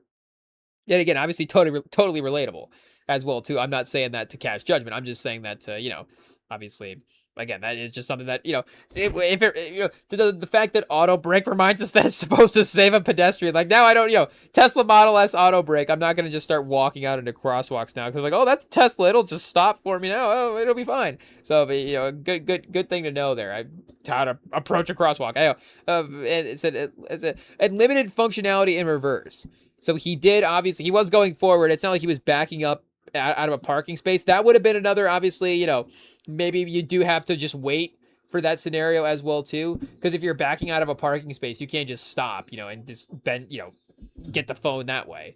Or once you make the full pivot out, as you're putting the car into drive, it could be a little annoying there, sitting there in the parking lot. Maybe you have a car that pulled up behind you and they're, I don't know if they hit the horn at some point as well, too. But obviously, getting the phone in that moment is going to be, the smarter game plan move. Or if you're one of those maniacs that backs into a parking spot, or if you did the right thing and you pulled through. So now you're, aligned straight through, but you didn't have to do the all the way, back in situation. Now you can just pull straight out the parking space afterwards. That does get a little tricky on some of the angled parking spots, obviously. But, again, it does seem like he was driving. I guess we don't know what road he was on. But, for... was it a residential? Was it like a main road? Was he like approaching like a brake light? Because that could be a situation as well, too, where if there was like a stoplight that turned while he was looking down or something, again, we'd have to assess the situation. We're not like Vincent Hanna over here. We show up to the scene and we, have Ted Levine debriefing us like Kyle Shanahan, he was going 20 and he, rear-ended her over here on the left side and then made an escape onto the highway. He's like, he rear-ended her in the right spot. Pause. Hey, yo. I think Al Pacino probably would say that in Heat. That was probably in a deleted scene. Hey, yo. It's like rear-ended her under the highway. This is all going to be bad. That's all going to be bad. Hey, yo. But then he makes a getaway. We got the highway right there. And I guess that's not exactly how the lines go in the movie. But we're kind of butchering the Pacino. But, either way, we would need him to investigate, I guess, the actual situation there. But, the most important feature we haven't even gotten to of the automatic braking system so far, I think this is the one that Kyle Shanahan used, the temporarily off. Hey, yo, you can turn it off for a single drive. So that means he got in or autopilot in park. Tesla advises against it. So, Chad, does that mean that it if I'm reading this correctly, and then it says overrides, pressing hard on the accelerator or stepping or releasing on the brake pedal can cancel an active ABE event. So if he was just like being weird with the brake pedal while he's, just driving along at 20, swerving around, bending over, trying to pick up his phone, that is obviously a scenario. But if I'm reading this correctly, what this basically is saying that the automatic brake feature is active every time you turn the Tesla car on. So if you want to drive anywhere without your automatic brake feature, you have to consciously turn it off every drive. So either that's just something that Shanahan is just in his daily routine at this point, is like, you know, I get up, get my morning, you know, workout, study some film, get some coffee, you know, spend some time with the family before I, you know, lose myself in an NFL season. You know, maybe he's got like a, you know, maybe round of golf, but he picks me up for round. Then let me get my car and disable auto brake every day. Or just this one day, he's like, you know, I'm feeling confident today for some reason. I don't need auto brake. Hey, let's live on the edge. And then just like, I guess, you know, not to assume his entire marital situation, but he's like, oh, you know, honey, I'm leaving for work now. And he's just like, oh, don't forget to turn the auto brake on. And he's like, I will. Or, you know, and I leave the auto brake on. He's like, I will. And he's like, nah. He's like, you know, always nagging me about the auto brake. He's like, I'll make one drive without the auto brake. And then next thing you know, boom, you know, he's slamming into somebody's car. But I guess there are a couple other features here as well too. Regenerative braking slows the car down automatically the moment you lift your foot off the accelerator pedal. So that's like an extra engine brake situation where, again, you're not in coast. You know, obviously you're driving along at whatever speed. And, you know, obviously a car corner here, the car will decelerate naturally, I guess, assuming you're, you know, not going downhill. But, you know, I guess what it's saying is that the, you know, Tesla will automatically start decelerating. So maybe that's why he was going 20 as well too. The Tesla could have potentially been the thing that saved him here at some point as well, you know, and we're not giving it the full credit, you know, do we want to give it the credit? But it says traffic aware cruise control autopilot automatically slows or stops the car based on traffic ahead, which can occasionally trigger unexpected phantom braking due to sensor or camera misinterpretations. So that is, you know, kind of a scenario obviously that you would see with, like we were saying earlier, if it would have that auto braking system, you know, would it get mixed up with, you know, sort of your driving patterns? You know, if you're like Kyle Shanahan, you're just driving really close to people. Hey, yo. And that could be as well too. We don't know Shanahan's driving strategies. I guess, you know, one is, you know, did he go to college at Georgia? Hey, yo. But two, is he just a guy that, you know, is he just a guy that just like drives really close to people? Because then you're just living on the edge at that point. It is what it is. But, you know, he obviously had auto brake turned off. Because, again, Tesla, like, not to say that Tesla, you know, not, I guess other cars would have that. Again, you know, it says that he crashed into her SUV. I don't know why I'm assuming this is like an Outback. You know, not to give like Subaru a free shout out, but you know, a lot of Outbacks out there. But, you know, if it's like that's obviously like a high safety car as well too. You know, if it's like an Outback, there's other, you know, there are other cars that are able to, you know, there's other features out there that are able to help with these kind of things. But still, the Tesla would be one that obviously you think of the tech that is involved in that car, and then you would think that there would be some kind of braking tech involved. And again, like braking tech is like the number one tech that is just in cars as a safety feature as well too. It's lane changing technology and braking technology are like the two features. They're like, we have sensors and flashing lights and blaring horns that go off the minute you look on your phone and you start swerving over to the other lane, and then your car just jams on your brakes for you as well too. It's like, these are the two things that, you know, I think it's like, how do we keep this person straight on the road as they're looking on their phone, you know, myself included. It's like, you know, again, you have to blare the horn when they start side swiping other cars. And then if they're, you know, start fast approaching somebody, slam on the brake. But again, I think, you know, not to get hot takey here, not to, you know, again, maybe promote some bad habits, but I do think if we had to make a cultural assessment of the phone in the car, like, it is what it is. And I guess, you know, maybe some bigger cities as well too, like not everybody driving, you know, not everybody in the car is going to be driving as well too. Obviously rideshare, you know, public transport, you know, whatever the situation is. Obviously, you know, again, the phone in transportation can be different for everybody, but the Midwest here, obviously, I think the individual sort of car situation is a little bit different. I think a little more common in, you know, maybe a, you know, mid-sized Midwestern town sort of situation, but, or just, you know, again, people driving around to get individually to get places, obviously. But, you know, if you're driving in 2026, again, not to snitch on everybody, but I mean, the cops literally have full laptops in their cars. They've had that before we had phones, you know, to be on as well too. I guess I wasn't driving when we had like the flip phones where you had to like tap like number 3 6 times to get the right letter you wanted. So I can't imagine like texting and driving then. Again, I'm assuming people did it. I'm assuming people were driving when they had, you know, just like landlines in the computer. You had a car phone. I guess the thing is, you do, when movie car phones, you see those in the back seat a lot of the time, because it's like the boss man, you know, he's got the chauffeur will drive the car, and then he's got the car phone in the back. But But I guess, again, car phone, obviously, not technology that has lived on in 2026. But, and again, not to snitch, but it is what it is. If you're driving, all you have to do is look over, like you're on your phone in 2026. You're changing music, and then you're texting the person, and then you're looking up the maps, and then you're ordering food, and then you're basically at the destination by the time you get there. Again, it's not like... And then sometimes you're just like, oh, this is an easy drive. Let me just scroll Instagram. But, again, for some, it is what it is. But sometimes, again, you just are actively supporting your drive as well, too. Like, the phone is a part of the transportation process. Again, even like I'm saying, like, even just the musical or podcast or whatever it is. Again, between that and maps, like, you can just be on your phone trying to get somewhere. But, regardless...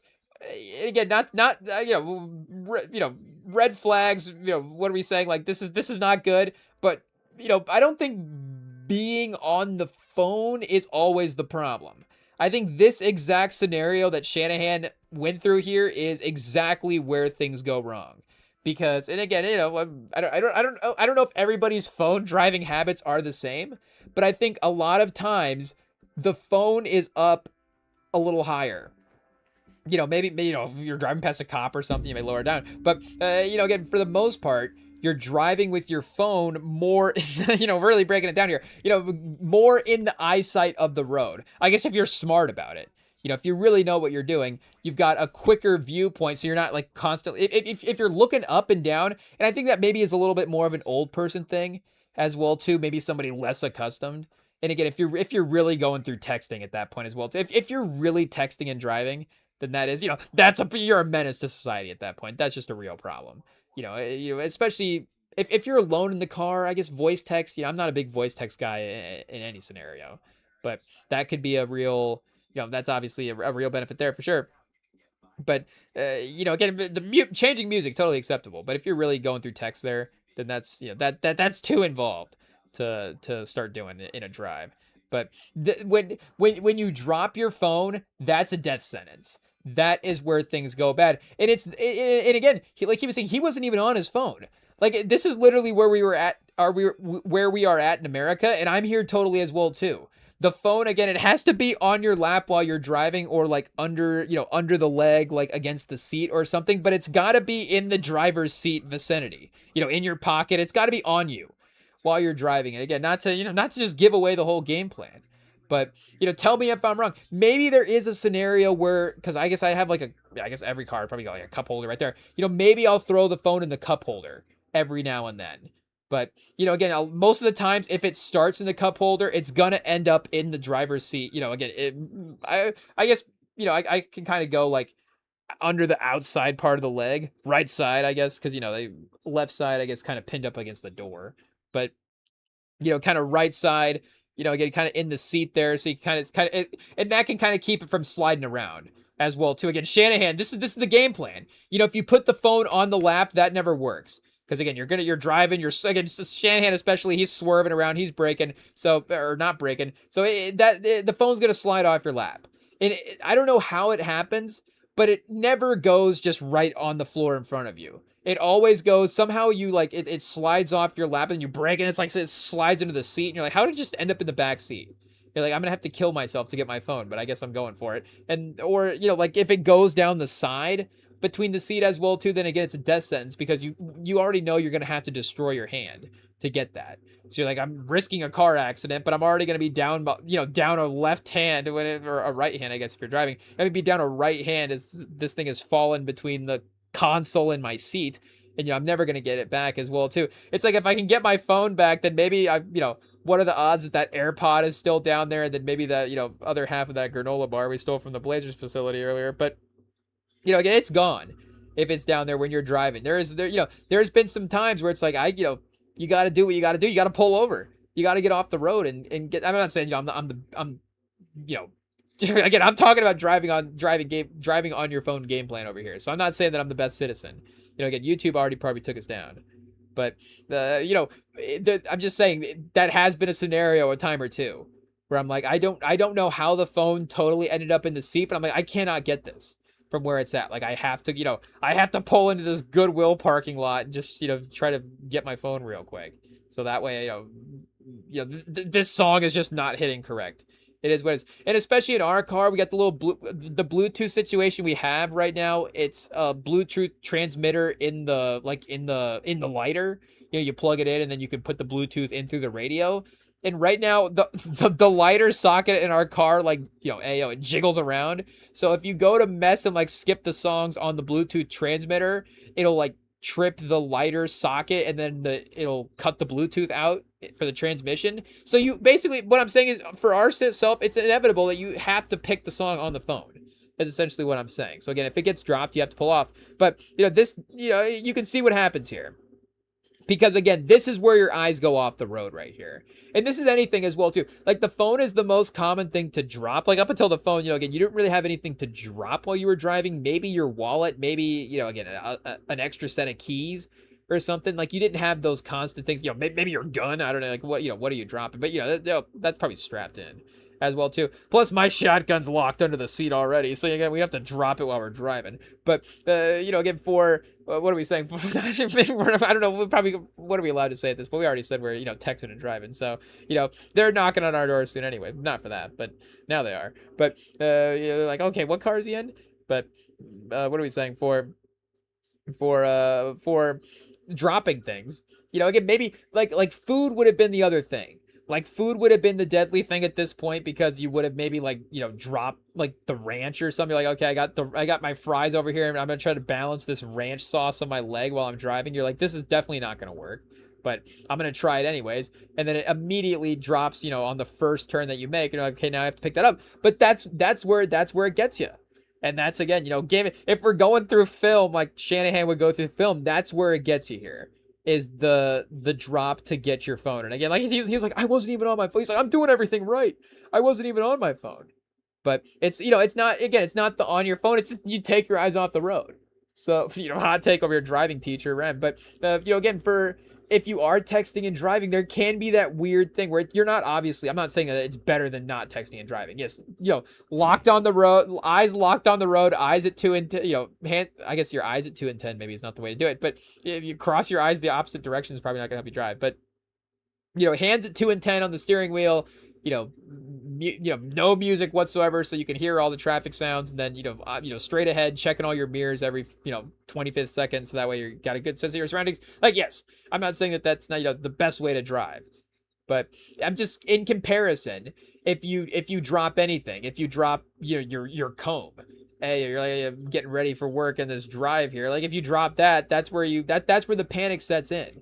And then all of a sudden I'm swerving around. I bend, because then what happens is you bend down as well too, and then you'll pull the wheel as you bend down. You're like, whoa, I didn't mean to do that. And now I'm swerving into the other lane. So I guess the texting and driving, you can get the veer as well too. We're like, oh, it's a good thing nobody was over there at that moment. Could have been a side swipe. But again, if we're talking about the rear, the collision, pause the rear end collision. Hey, for Shannahan, that's what happens. Again, he wasn't even going that fast as well too. 20 is a pretty reasonable speed that's obviously not even driving speed. So that's I'm wondering where he's at. Was he in his own residential neighborhood putting through there, and that's why he thought the safety of bending over? So maybe he hit a parked car as well too. I didn't think about that. I don't know how that would affect the Tesla braking system, but just running through the scenario, it doesn't necessarily say again, he pulled up to a red light and hit the person in front of him. That could make sense for the veering off as well too. If he didn't think that any car was directly in front of him, he bends down to pick up his phone, but a car parked on the side of the road in a suburban street, and again, he veers off, he hits the car that was parked on the side of the road. That could be where it went wrong as well too. But again, 20, I'm pretty sure 20 miles an hour is speaking of the NFL, I'm pretty sure some of these guys run 20 miles an hour as well too. Usain Bolt, definitely. I think Usain Bolt maybe is 20, 26. Usain Bolt top speed, maybe 27. What do we got? 28, almost. 27.8 miles an hour on his record-setting 5.8 run. If we go NFL next-gen stats for next year, or for this last year, I'm pretty sure the fastest run in the NFL was Jonathan Taylor hit 22 miles an hour. So, and then, the NFL is violent again, but it just shows you, getting tackled by Myles Garrett at 22 miles an hour, Shanahan just gets, obliterated in his car. going 20 miles an hour. Jonathan Taylor, 22 miles an hour. And yet this wasn't even a touchdown as well, too. So he could have, okay, pushed out of bounds. I was going to say he could have gone out of bounds 40 yards. You know, that does make sense there. Jahmyr Gibbs is a leader in getting pushed out of bounds as well, too. He's good at avoiding contact sometimes. 42, 78, 78, 69. Hey, yo. The man just ripping off runs. Did anybody get tackled on a long play? I guess maybe not. Maybe, you know, and again, it does get more difficult to get chased down as well, too. Pushed out of bounds, Charles Barkley. Okay, maybe nobody going over 20 miles an hour has actually suffered what Shanahan has suffered. He's done more than these NFL guys. Okay, here we go. Penix, short right pass to Bijan Robinson. I remember these teams. Hey, yo, Chad, how bad was our NBA brain right now? I'm pretty sure this is Bijan. We got Michael Penix, short right to Bijan Washington to Bijan Robinson to Washington's 7-yard line for 69 yards. So it doesn't say he got pushed out of bounds. So basically it's like Bijan getting tackled on this play at 21.8 miles an hour. Can we go back and look up this play? Did he get injured afterwards? Like it said Shanahan got 40 stitches in his face. So Shanahan has to drive now with a football helmet, I think is essentially the statement here. Because even at 20 miles an hour, Shanahan seems like he's a little bit of a risk. I guess, some kick returns. We got Tyquan Thornton here on a kick return. Chat, like, you know, he just got just blasted on this kick return. And that's obviously the same sort of, you know, collision as well, too. The forces running at each other in that same way. I guess, you know, you don't have like the head-on collision like in driving, you know, hopefully, you know, the same way. But, you know, hey, yo, you know, Shanahan can relate now. Is Shanahan going to have some more sympathy for some of these guys? He's like, I know what it's like to play in the NFL. I just got in a car crash at 20 miles an hour, and I have more injuries than anybody. And, you know, the 49ers are a leader in injuries, so it makes sense that their coach just starts off the offseason by just getting 40 stitches in his face. Hey, yo.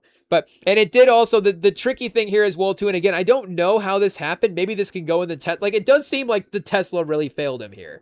You know, again, obviously Shanahan, you know, there is driver responsibility, like eyes, you know, you take your eyes off the road and then, you know, it's at the wrong moment. Yeah, it's not it's not a what do you do, but it is a 50-50 kind of what do you do in that moment. Because again, there's so many scenarios where you can bend down and, you know, get your phone while you're driving and it's fine. But obviously it didn't work out there for him. But, you know, again, the Tesla specifically to not auto brake, but then also, I don't know what's this situation here with the visor. It said, I guess if he could have been wearing a visor. Oh, I didn't think about that. Because it says, so again, it's simultaneous to as he's getting up off of the, you know, getting up from picking up his phone, is the airbag is hitting him in the face. So he's not really, again, knowing like what is happening from his car standpoint. You're kind of like, oh, I guess it just happened. You're like, I just did it. Hey, yo. But then you're like, but also I got the airbag. Like, that's not fun. But it said, so I was thinking like the visor you flip down, obviously, to shade yourself from the sun. Or maybe Shanahan was like looking at himself in the mirror beforehand and he's like, I'm looking really good today. And then drops his phone. And then next thing you know, bam, he's, you know, his whole face is swollen, but in 3 broken ribs. So I was like, oh, you know, just you're like, that's just how it goes. The one day I was feeling like I had it all put together. But, you know, I was thinking the airbag like caught the visor that was flipped down and then kind of smashed the visor into his face. So then, you know, it kind of cut him up that way. Which, again, maybe it's just like a big old visor that Tesla has that they flip down, or, you know, just a big airbag as well, too, if it really caught that. But I can't imagine that, yo, how is that not in the product design? Hey, yo, I guess, again, if you're test crashing a vehicle, you're probably not test crashing it with the visors down. But now, you know, again, Shanahan, he's rewriting the rule book. There has to be a visor down crash test for these cars. So that way the airbag doesn't just catch the visor and just throw it into somebody's face. Where it's like, oh, the visor mirror went into Shanahan's right eye, and now he can never coach football again because, you know, and again, 40 stitches above his right eye. Like, thank goodness. Again, Shanahan's one of the great offensive minds. Hey, hopefully Shanahan doesn't, you know, come back from the hospital and he's like, oh, I have new takes on offense. And we're like, oh, but the processing was so good up until now. But I guess 3 broken left, you know, some have been in the ribs as well too. Again, maybe that saves some of the football knowledge there. Who's to say? But yeah, again, for the it could have been his own hat as well too. You know, again, you got obviously the impact, and it would be right above the face, I guess, as well too. You know, as we're thinking this out, you know, especially if you have it pulled pretty low, you know, that part where the brim of, the hat. And again, a visor, like a football head coach would be one of the leaders to just be driving around in a visor. Obviously, pizza delivery guy might be number 2. I don't honestly know who pizza delivery guy might be more likely. And there is probably more pizza delivery guys than football coaches. Obviously, NFL coaches, but football coaches in general, you start throwing in high school and, little league. Hey, if you throw in little league head coaches, honestly, they might wear more visors than the pros. But a pizza delivery guy, I think, is number 1. Maybe just any food delivery guy in a visor. Maybe NFL stadium concession stands guy as well too. So basically anybody that works with pizza, I think is going to be most likely to wear a visor.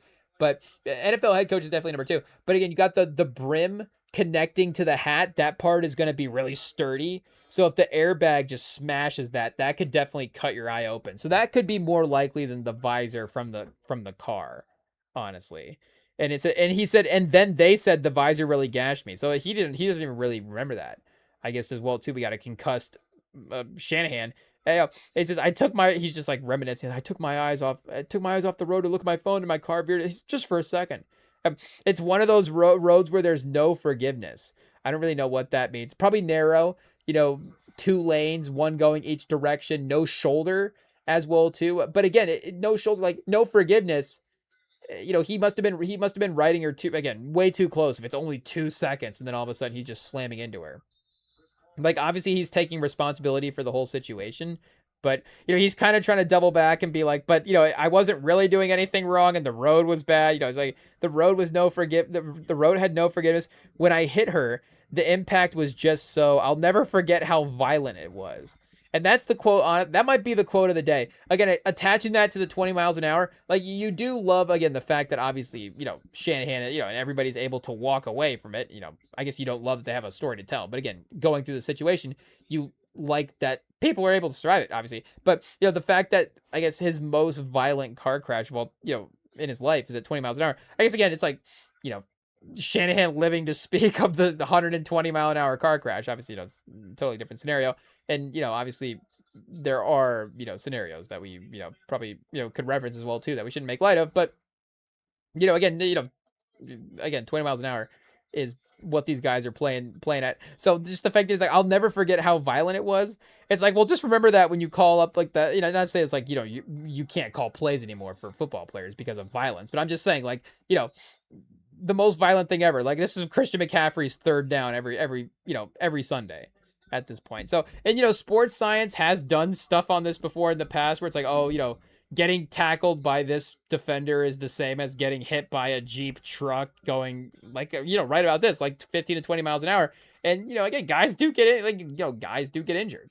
And they're wearing padding, and it's a whole different thing. And, not a whole different thing, different enough anyways that, there is a certain amount of sustainability there, at least in the relative short term. But again, for Shannahan, obviously, it's the most violent thing he's ever experienced. But yes, Trent Williams will literally do this every Sunday, 70 times.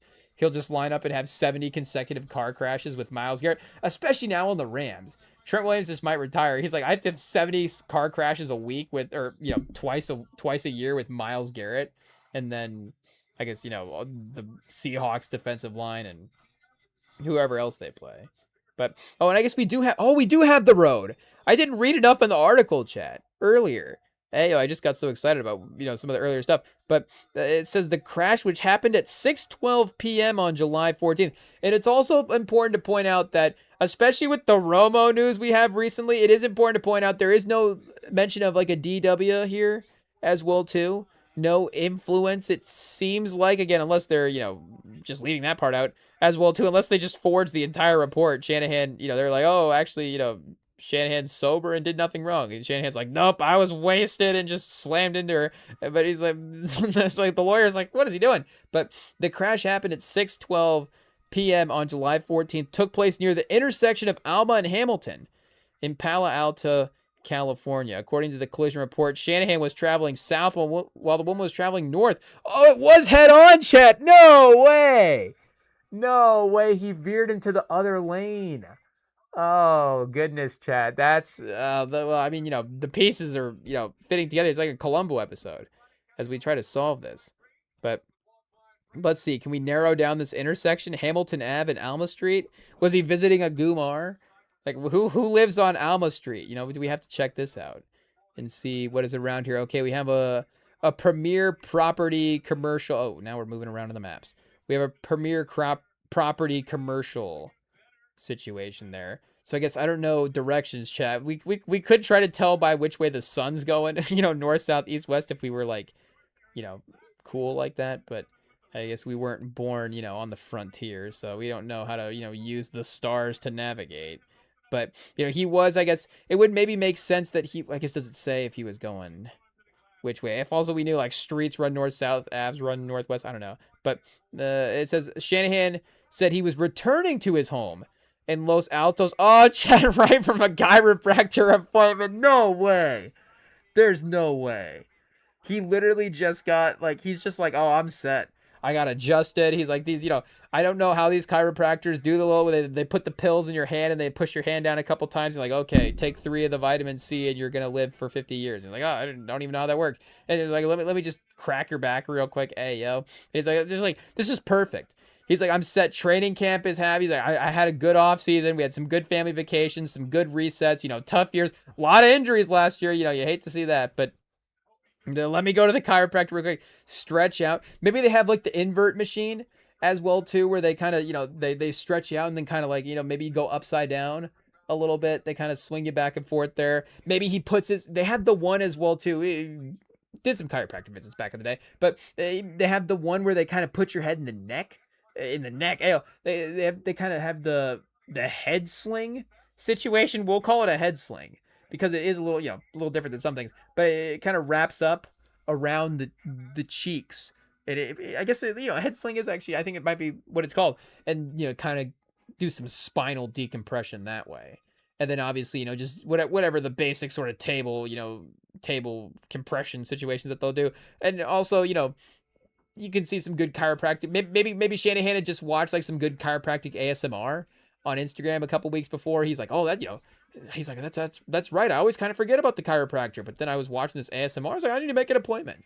And then I feel like I have a friend that's really into chiropractic, so I don't know if that's the proper term for it, chiropractic, but I feel like there's like some guys doing chiropractic stuff on some watermelons. I could be wrong about that, but I could be crossing that over with some other things. But something about that, I feel like we could get that up on the Google search. I'm not sure. But yeah, again, Shannahan, he's getting adjusted up, the spinal decompression. He's feeling loose. He's ready to go. The off season, he's going to be sitting in his office all off season. He's going to be walking up and down the sidelines. It's a brutal NFL season. So just one simple chiropractic visit before the grueling NFL season starts, and then 15 minutes later, he's in the hospital again. He's just like, well, I don't think that's how that was supposed to get planned out. But it says officers on the scene told him he was traveling about 20 to 25 miles an hour, and he didn't believe the woman to be speeding either. Oh, okay, so we're back to not being a head-on. Both drivers were moving. Oh, well, I guess with the flow of traffic could be either way. So, but both drivers were moving with the flow of traffic. So again, he just veered out. It probably wasn't like a full head-on collision. It could have been like a half and half. Maybe as he like slides over into her lane. It said Shannahan didn't go to the hospital immediately, waiting in the ambulance for his wife to arrive before taking that ride. I guess if you're going to pay for the ambulance ride, you might as well just have as many guests pile into the ambulance as you can. From there, Shannahan went to Stanford Hospital, where he estimated spent 8 to 10 hours. That honestly seems pretty good for the amount of work that he got done, honestly. We had a friend have a little broken arm situation. They wiped out on an electric scooter. We might have actually told that story, so don't go back in the archives. We might have called him out, but they wiped out on an electric scooter. We won't call him out this time. And I want to say they were almost 3.5, 4 hours getting that situated. And it, again, obviously a broken arm, not a easy thing, I guess, to get taken care of there, but still, again, compared to, I guess, the totality of what Shannahan, I'm just thinking like the time per injury, I guess. Again, 3 broken ribs and 40 stitches and a broken nose and the broken left hand is because his hand was, it was down the side of what? Down the side of the car seat there trying to get the phone. But you got 5 broken situations and then 40 stitches in 8 hours. Like, that does seem like, again, not to call it the hospital that served our friend, because, we're thankful that he was taken care of. But, yeah, it does seem like they served Shanahan a little quicker per injury there than they took care of our boy. It is obviously the one incident. So, again, not to be a Karen about it, because it was, for the rest of us that were not there, it was actually pretty great. We were just hanging out in the car listening to music. So, it was like, okay, just, I guess we just sit here and hang out the rest of the time. But just in theory. It was like, I guess another thing to shift the blame to at that point of the night. But it said, Shanahan was returning home. He didn't go to the hospital. Was spent 8 to 10 is a little bit of a range as well, too. I don't know how they have 2 unaccounted for hours there in the Shanahan visit. Can we check like the security cameras if it's this much of a discrepancy?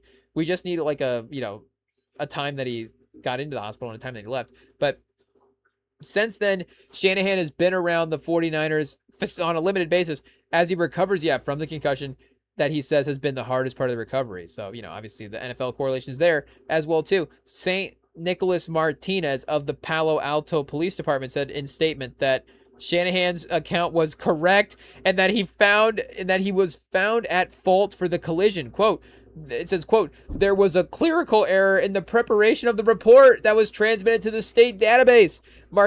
Chad, hey, not to call it, if it happens on a driving incident, do we think that's the first time it's happened? Hey, yo. Just one random little clerical error on a driving incident involving a celebrity, that just clerical errors happen. You know what? All the time. It just is what it is. There's a clerical report in the preparation for the report that was transmitted to the state database. Martinez said in the statement, we are in the process of correcting that error. So I guess we should go follow up and see if that process ever got, followed through there. It is the officer's discretion at the scene. So Officer Martinez makes sure to make sure that the entire department's not at fault. It was a clerical error, so that means nobody was at fault. But it is the officer's discretion at the scene of the collision as to whether they issue a citation to either party. It is not uncommon for officers to elect to not issue a citation to either party involved in a collision. Neither party is in this situation was provided preferential treatment. You know what? I gotta say, chat, that does not sound true. So Martinez says that neither party was provided with preferential treatment, but the celebrity had the version of the storyline that favored the celebrity. So, again, the lie could have happened the other way. The lie could have been the clerical error that Shanahan did make the report, and then it was like, oh, no, actually, Shanahan was not at fault. And this person was, obviously, unfortunately, had a couple things happen and, hit Shanahan. But, it's like, no, that's not what happened. Or, again, I guess the clerical error could have happened. I guess now we're being like Windhorst. Why didn't the clerical error happen for somebody else? Why didn't it happen 2 or 3 times or 5 or 6 times? But, again, for the clerical error, but neither party was in preferential treatment. Just a common error, the officer's discretion, and everybody was treated fairly. While Shanahan is healing well, he does not yet have a full timeline of what he's expected for coaching. He cites fatigue as one of his biggest obstacles, which would be a side effect concussion, obviously. Noting he had a good day Monday, but was feeling a bit worse Tuesday. Shanahan also said he wanted to clarify that while his concussion was serious, he did not have amnesia or never lost consciousness. So no memento situation for Shanahan here. He's not like waking up. He has the game plans tattooed on his body. Now he's like, Shanahan, what happened? I got in a car crash, but I can't forget X, Spider 2, Y banana. So I just got it. I made sure to tattoo it on the 3 ribs that I broke as a reminder. But it says most of all, the coach said he wanted to make sure that someone else wasn't getting the blame for something that he did, or, obviously that they're okay as well too. I said it crushed me to learn that the girl get blamed. It crushed me hearing the girl get blamed for it. I'm just lucky that I survived and that she didn't get hurt and that I didn't lose my eye. Again, yeah, obviously all of those things, very, very true as well too. And we do, we do obviously, we are, thankful that Shanahan is okay. 2, we are thankful that the lady is okay as well too. No, it's not in specific order there, but just, that's the order that we have it listed. We are, I guess, 1, we should just list it this way. IT, take this out. Let's start over. 1, we are thankful that both of the people are survived. 2, we are a little suspicious of the Palo Alto Police Department. I'm not going to lie. That is true. I don't know, what this has to, what the extent of the Palo Alto Police Department, who's in charge, Palo Alto Police Commissioner. Should we look this up real quick? This is where we're going to get, hit on. Hey, yo, put a hit on us. is what we're talking about. Palo Alto police commissioner. His salary, keep pocket watching. Let's see here. Palo Alto does not have a commissioner. Uh-oh, Chet. Instead, they have a head of Palo Alto. Oh, a chief of police. The role is filled by James Reifschneider, who took office in April 2026. Ooh, Chad, a new officer is involved here. James Reifschneider sounds like he could be in the plot of Rebel Ridge 2.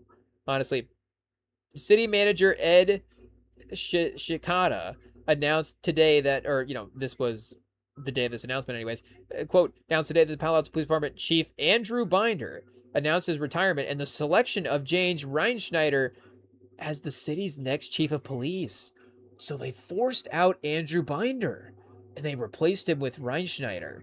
Hey, yo, Palo Alto Police Chief Binder retirement announcement concludes a 28-year law enforcement career, serving 18 years with the city of San Jose and then 10 years at Palo Alto. And then just all of a sudden, he's just the most competitive police chief we've ever seen is just done.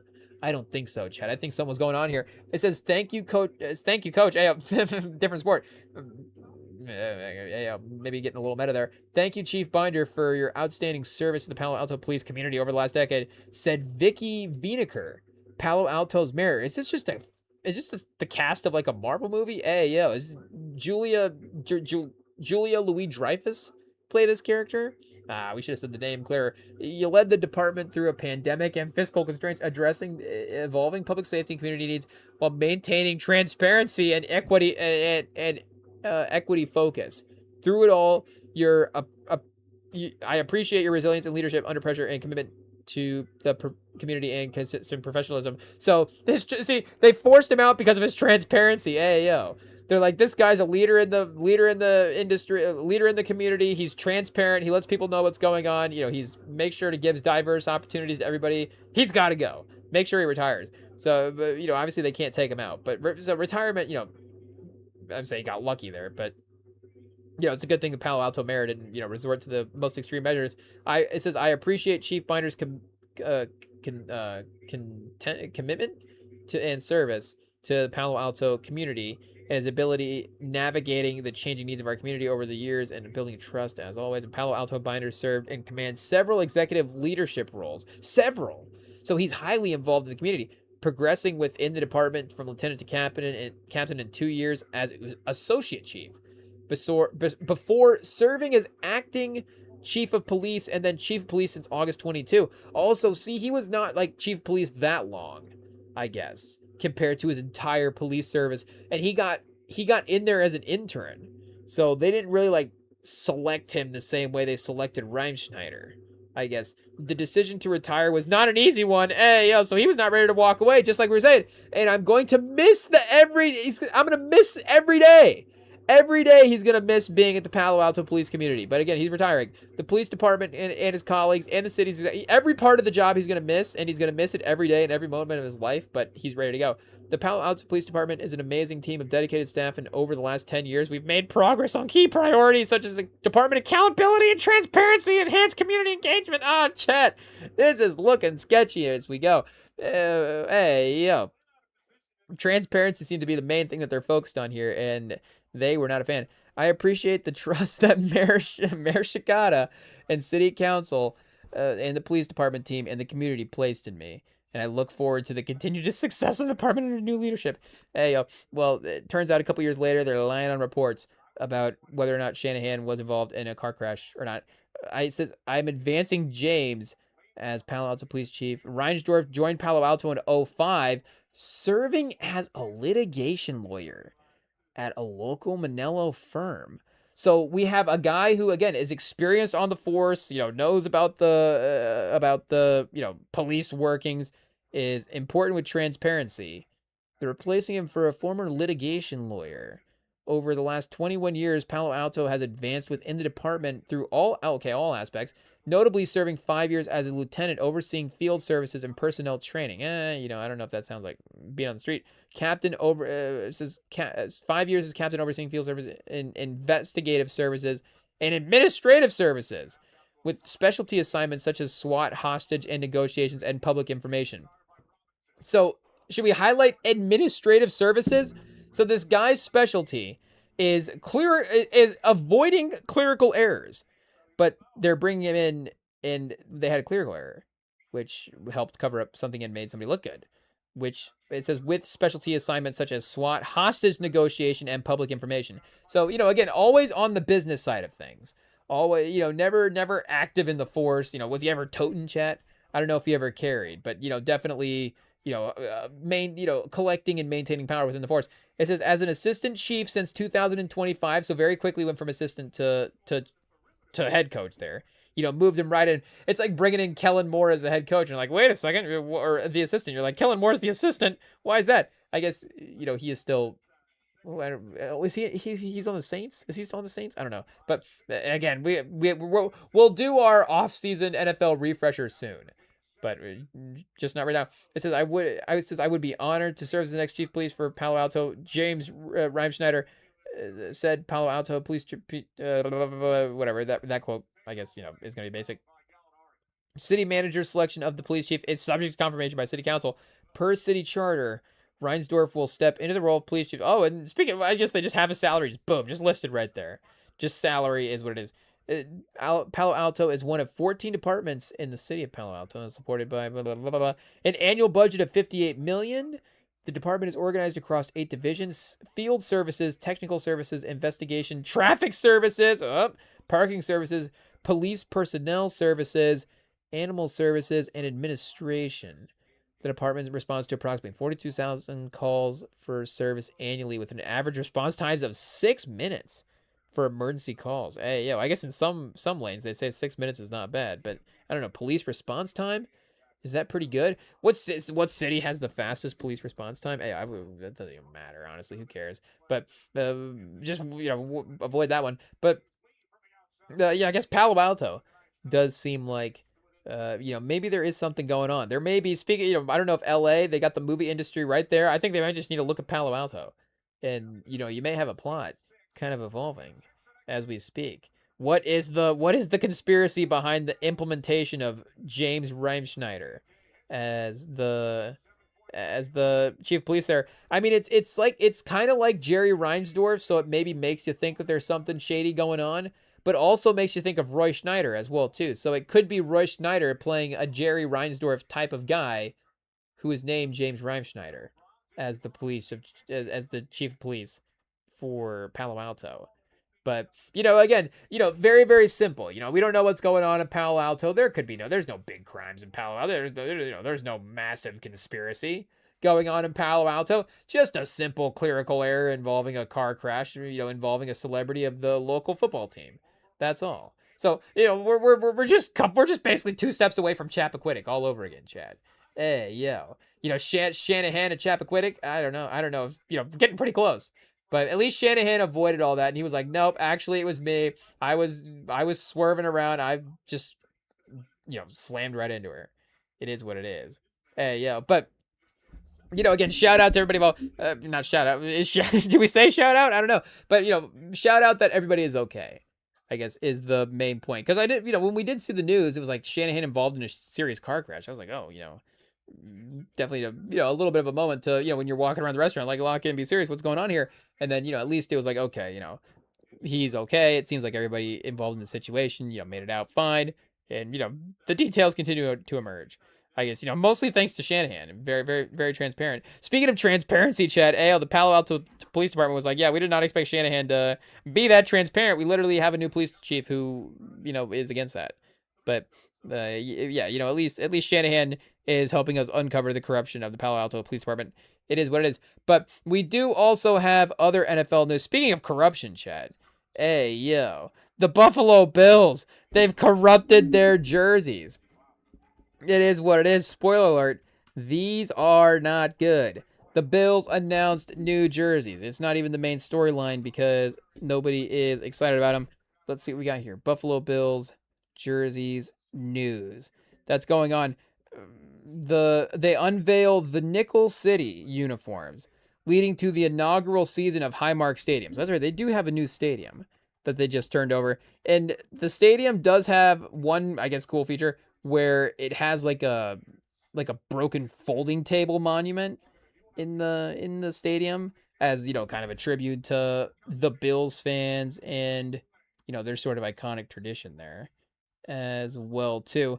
You know, obviously pretty cool as well. We got the Buffalo fountain situation, I guess, on the outside. It does seem it is a little more, do you say simpler? I mean, it is what it is. It's a little more simpler than some of the stadiums. I mean, compared to SoFi, compared to, you know, again, maybe some of the stadiums built within the last 10 years, they have had sort of these sprawling, you know, outdoor, you know, carryover canopy situations. Obviously, SoFi is mainly that.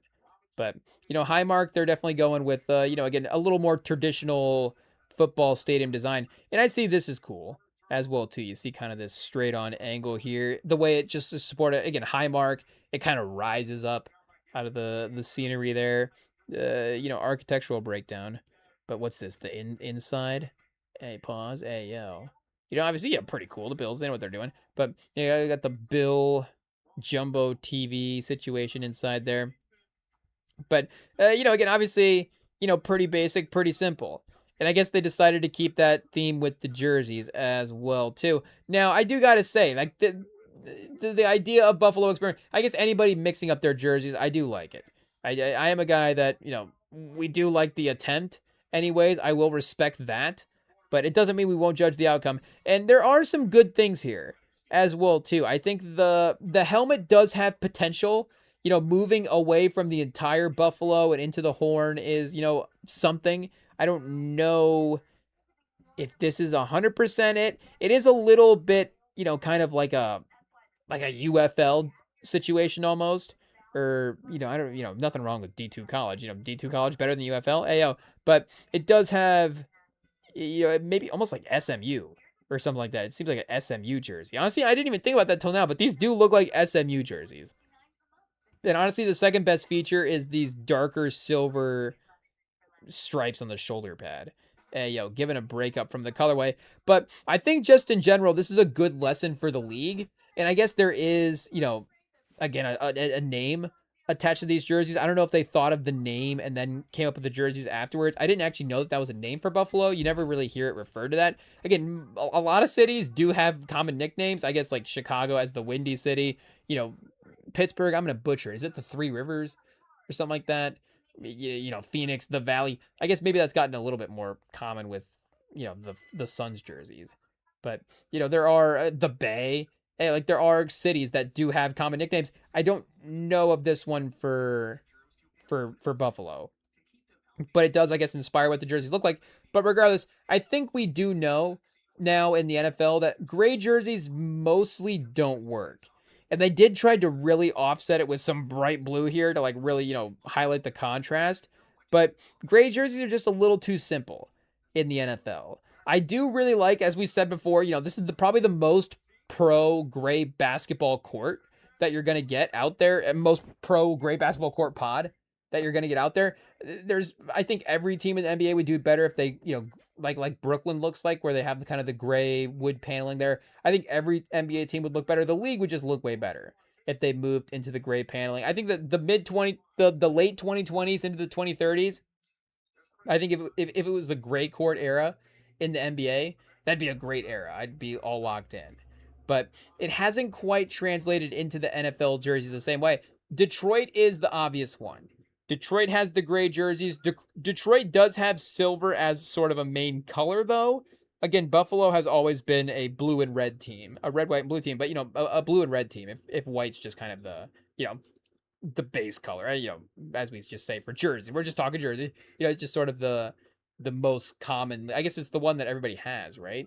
Hey, yo. But, you know, there's no clean way to phrase it. But, you know, either way, we just know that the gray jerseys don't work. So, you know, you do like that. Again, Buffalo is giving us a new jersey, but we've been, you know, the using the red as a more dominant color has been something that fans have been clamoring for. You know, the red helmet, I think some red jerseys, you know, just something along those lines would have been pretty interesting. You know, I don't know if they go red, if they flip the helmet, if they flip red for blue in this jersey combo, I don't know if it looks better. But I don't, you know, I think that the gray, you know, gray is just too simple at this point. It doesn't speak to what the teams are. I guess you kind of lose the essence. And, again, there is Buffalo-ness here, but, and again, it's not a Bills jersey. But you do have to, keep the essence of the franchise, even if you're going to really mix up the colorways as well, too. Again, you have to obviously have a good reason for it. So I guess, is this going to be, enough? The Charge helmet, an all blue base bolstered by the iconic red Charge. The design is tributed to the strength, grit, and authenticity of Western New York's hard-working people throughout the history. Again, it's a beautiful theme. Leading into the Nickel City theme, the Bills honor the city of Buffalo with an all-gray inspired by the Buffalo nickel. Oh, like the actual 5-cent coin. I was just kind of thinking of the color or like the metal, like they're mining the metal or something. I don't know, or processing, manufacturing something. But when designing alternate uniforms, NFL clubs must use colors that already exist within their color palette. So yeah, makes total sense. Since this is essentially an alternate color rush designation, we must use a secondary base color that already exists in our color palette. Gray was the one brand color we've never leaned into, so it was a fun challenge, said Aaron Laporta of the Bills' director of design. Well, there's a reason you've never leaned into it, because it's gray. So, there's really not much to lean into there. But, again, the blue highlights in it, popping out. I see what they're trying to do there, and it is close. But I just think it is maybe a obviously a stark pivot from where they've been at there. The visor does look cool. I mean, if anything, the visor looks good there. It's like a more muted red. But, I don't know if the gray is winning. I mean, the Cowboys do obviously have, a bit of a gray-blue situation going on. But nobody else does that specifically as well, too. Gray NFL jerseys. Who has these? I guess the Bills. There is, I guess, a line of fan-bought gray jerseys. Tampa is kind of getting close with whatever is it like pewter? I don't even know what they call that color, but there is something going on there. But it's getting a little close to gray. Gray numbers in the Seattle jersey, but yeah, nobody. I guess Oakland maybe does this, but again, they don't really do gray. They go white with the silver helmet, and then they go black with the silver helmet. And again, I think that contrast is really good. So maybe they should have done a silver helmet. I don't know, but I guess that again, they just have a white helmet now, so it wouldn't have been much of a mix-up. But the red helmet has obviously been iconic as well too. So kind of just continuing to lean into the red Hellcat. Hey, go to Car Corner. I guess we could. Let's see, red helmet Bills. Let's see what we got here. So yeah, what a look. And if they had gone with red jerseys, I guess, I don't know. Or just gone with I guess they could have just gone with the blue helmet as well too, with maybe a red buffalo, or just, again, the sort of the white outline of the buffalo as well. Or what they could have done is just taken the buffalo out of the blue, for the blue helmet here, because they changed the sort of way that the horn looks as well too. Which, still does, I guess, in context, give the Bills, branding vibe. But there is this sort of star pattern that it hits, and normally when it hits the buffalo in the middle, let's see if we can actually just look this up here and see what we've got going on. So I guess it's the same kind of almost hook situation. Well, I don't know. Maybe you just needed to add a star. Who's to say? It probably just becomes the Cowboys logo, or like the old Houston logo as well, too.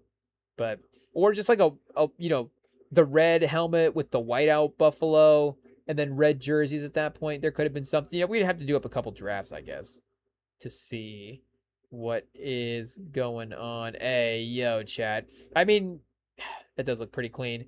The all red is looking pretty good as well, too. So I don't know if these will go down as great Buffalo jerseys. Honestly, look at these. The blue pants. Hey, they'd never gone with the white and blue combo for that. They could have just switched back up to that and then bring in the red helmet. I mean, this is great stuff right here. It's a beautiful design. That might be the best they have going.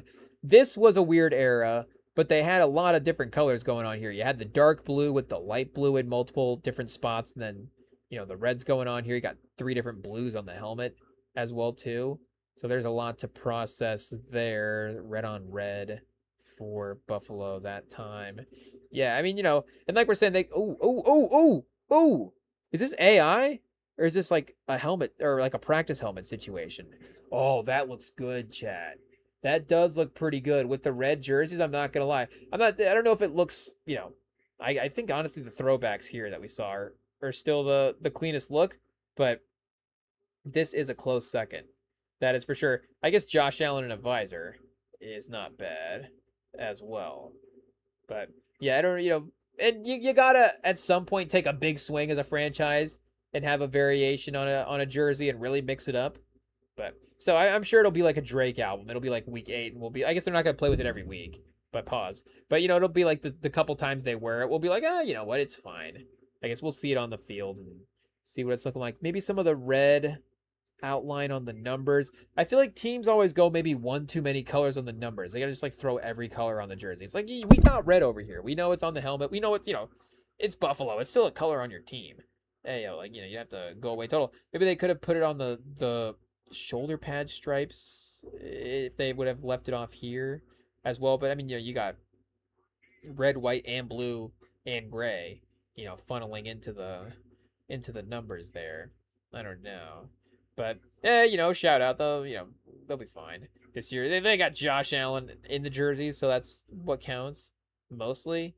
But, a solid 6 out of 10. Nothing super impressive, nothing super groundbreaking. Maybe like a 6.5 out of 10 for REMINGTOM jersey rating scale, early offseason. And I think these are kind of the only ones that we have so far as well, too, for, new ones.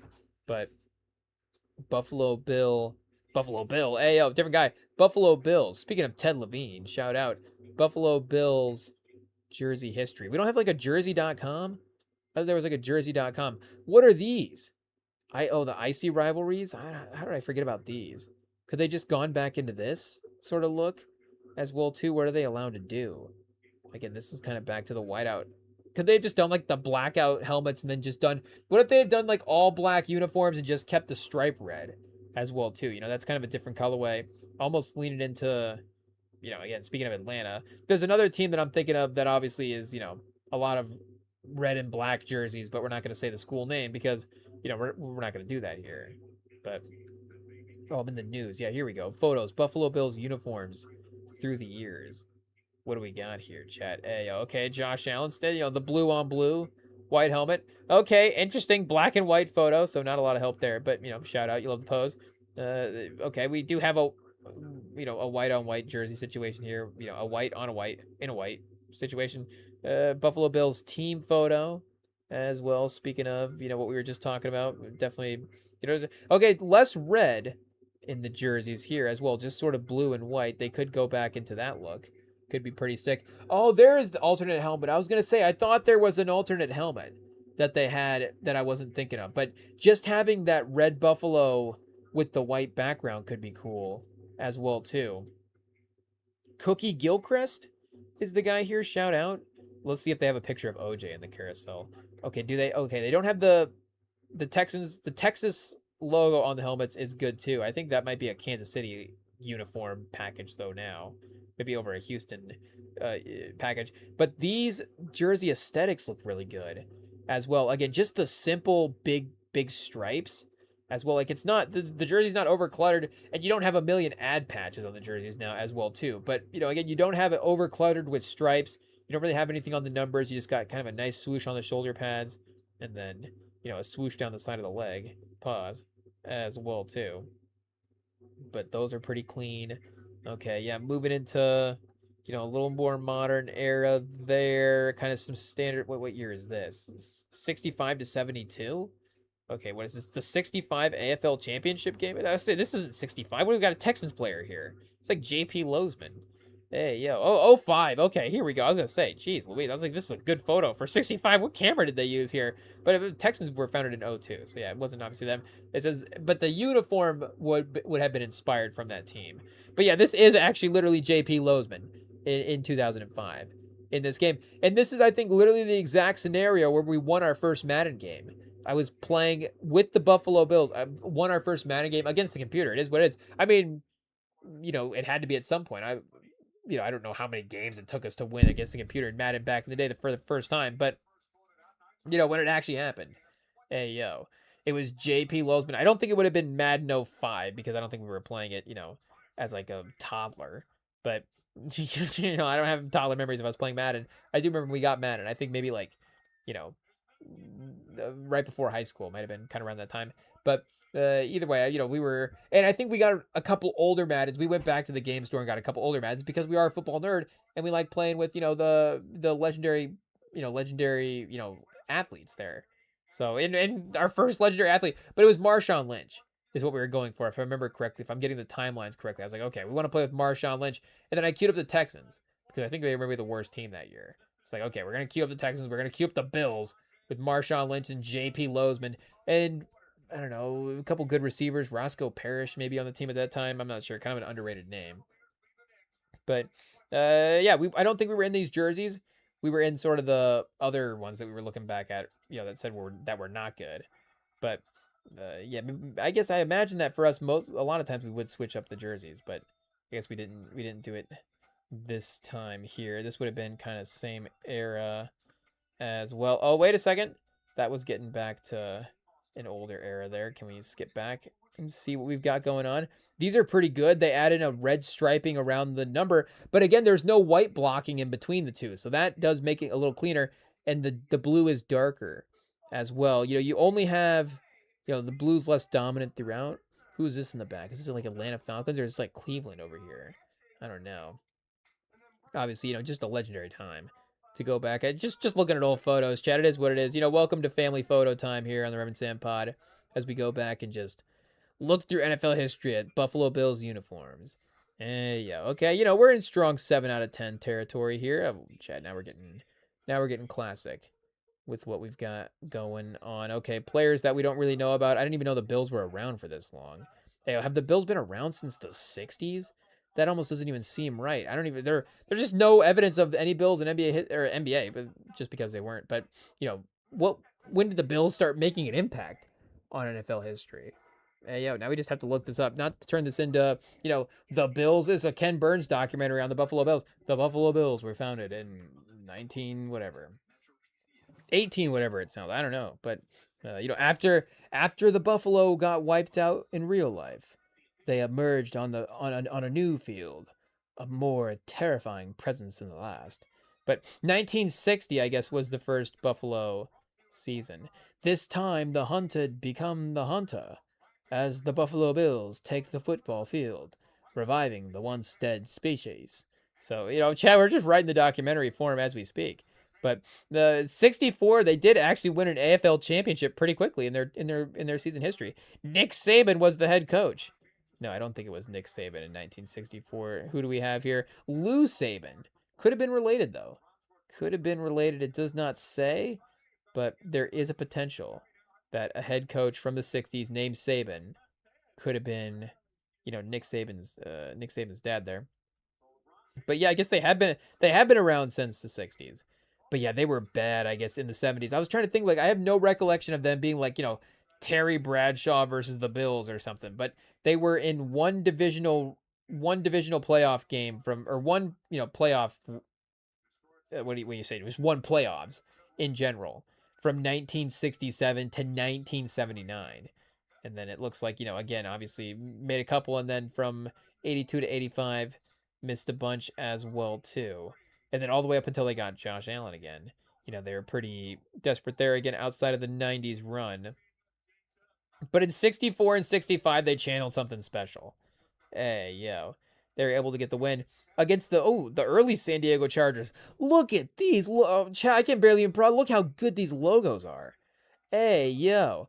I mean, this Chargers logo is elite stuff. The Chargers have kind of sneaky always had some of the best branding in the league, but this might be the best logo in NFL history. The shield of arms with the horse and the lightning bolt and the 2-color patterns here. I mean, oh, Chad, that's beautiful stuff. This is just more straight up old time iconic. We've literally got the old time player with inside of football with a buffalo next to him. Could it be more on the nose? But 20-7 was the win there for the Bills. Tobin Rote.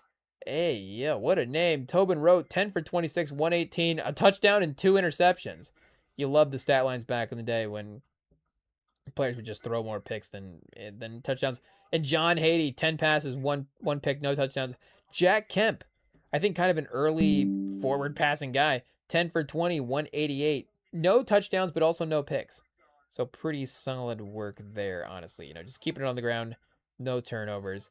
Got to do what you got to do. But 20-7, they get the championship back in 64. What happened in 65? Can we just do a mid-60s NFL logos check? We might honestly just hit that with the Google real quick. Against the Chargers again. So these were the only two teams around to get this time. I didn't know the Chargers were good in the 60s as well. Who would have thought the 60s NFL championships were against the Chargers and the Bills? Hey, yo, that's untalked about. I guess they did have Lance Allworth. Oh, you do forget about Lance Allworth, chat. And Paul Lowe leading the league in running. And I guess the AFL and the NFL were different as well, too. Mid-60s NFL, AFL logos. I guess we're probably just going to get the league logos. We need the team logos at this point. Oh, that's right. You would have had the Patriots with their logo, the kind of the center. Oh, the Browns with their logo, chat. Oh, man. Can we get these guys back? The Titans of New York? Is this even a team anymore? I don't know what this guy is here. This has got to be... This looks like it would be the Pittsburgh Pirates, but obviously, Pittsburghs are the Steelers, so maybe they started off as the Pirates. The Bills, that's kind of mid. The Eagles is great as well. I don't know who this guy is. Is this a Buccaneer? So we've got Cardinals, Bills, Rams, Bengals, I'm guessing, because the Panthers weren't around until the 90s. I can't read what this says. Is this Pittsburgh Steelers? That might be the Steelers there, honestly. The Browns, maybe the Packers or something. The Cowboys, maybe on this one. I see a star on the helmet. Tampa, the Colts. I don't know who this Frozone guy is here. The Washington, Philadelphia, the Chargers, the Broncos, the Texans, the Bills, the Titans of New York. Is this all one team? Oh, this is probably the old Patriots logo, this hat here.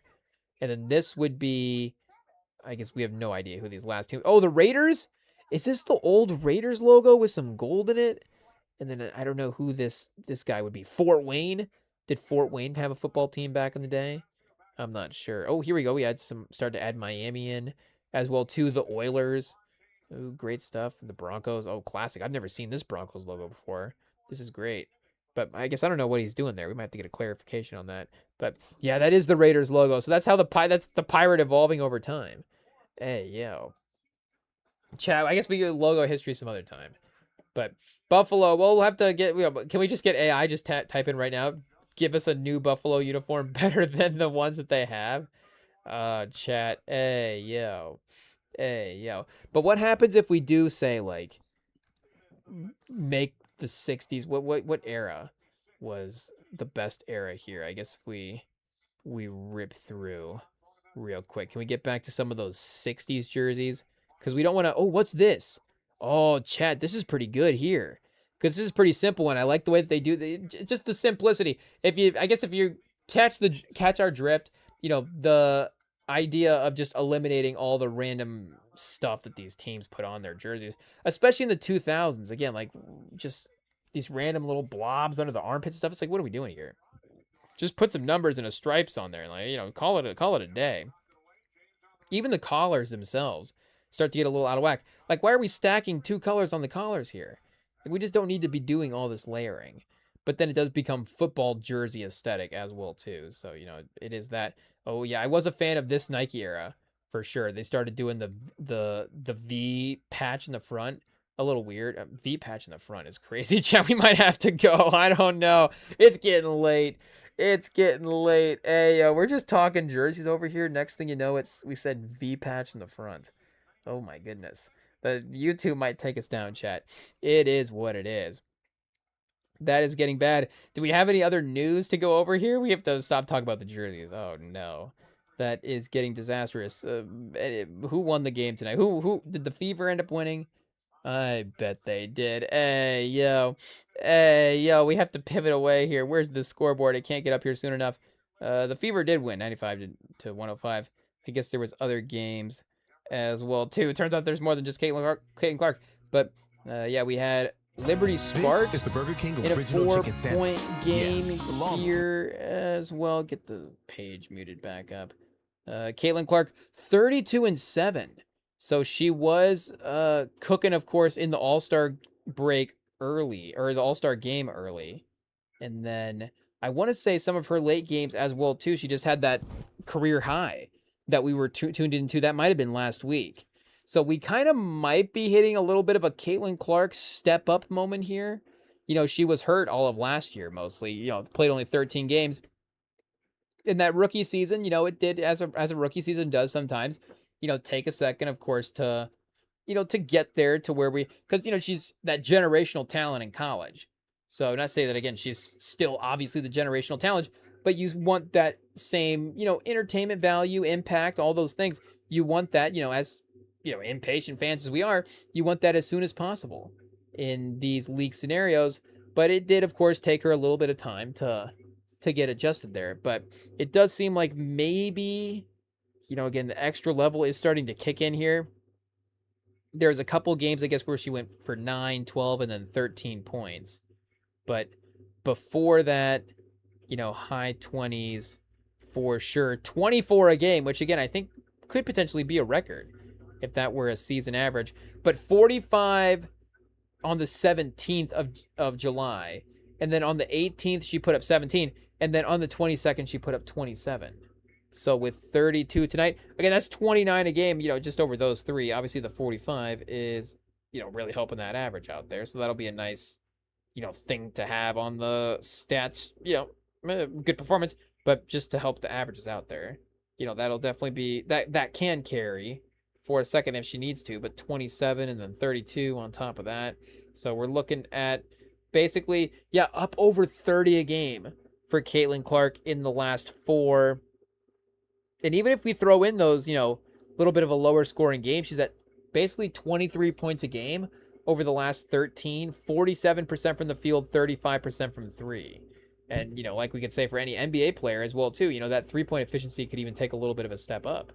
So, you know, if she's 38% from 3, 49% from the field, you know, you could be talking, again, 25, 26 points a game and 8 assists as well on top of that. So, you know, again, that, you know, like we're saying, that generational impact, you know, could definitely be starting to, you know, continue to get there as well, too. Mayberry's having a great year this year, 25, 8, and 6. Man, she's just a stat line every time she's out there.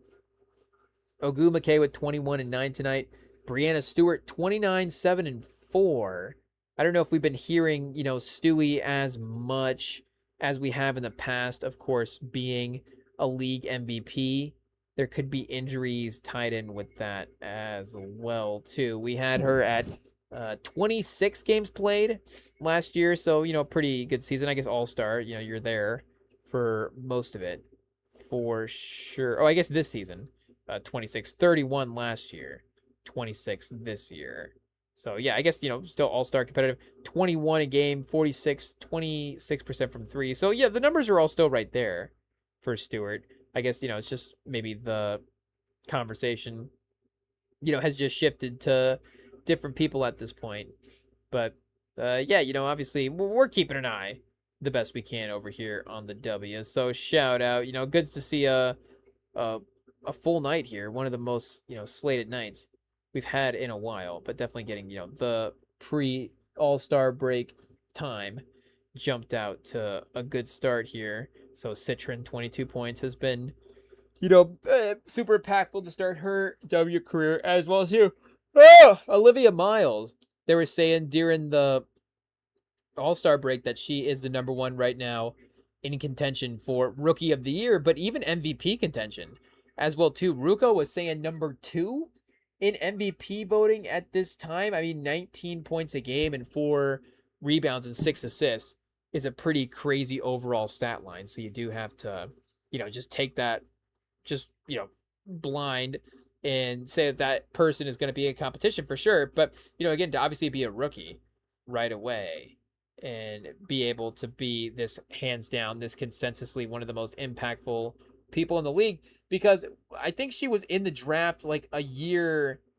She stayed an extra year, if I'm not mistaken. I don't know if there was some extra eligibility there, But I do remember something about maybe she could have gone to the draft and she returned.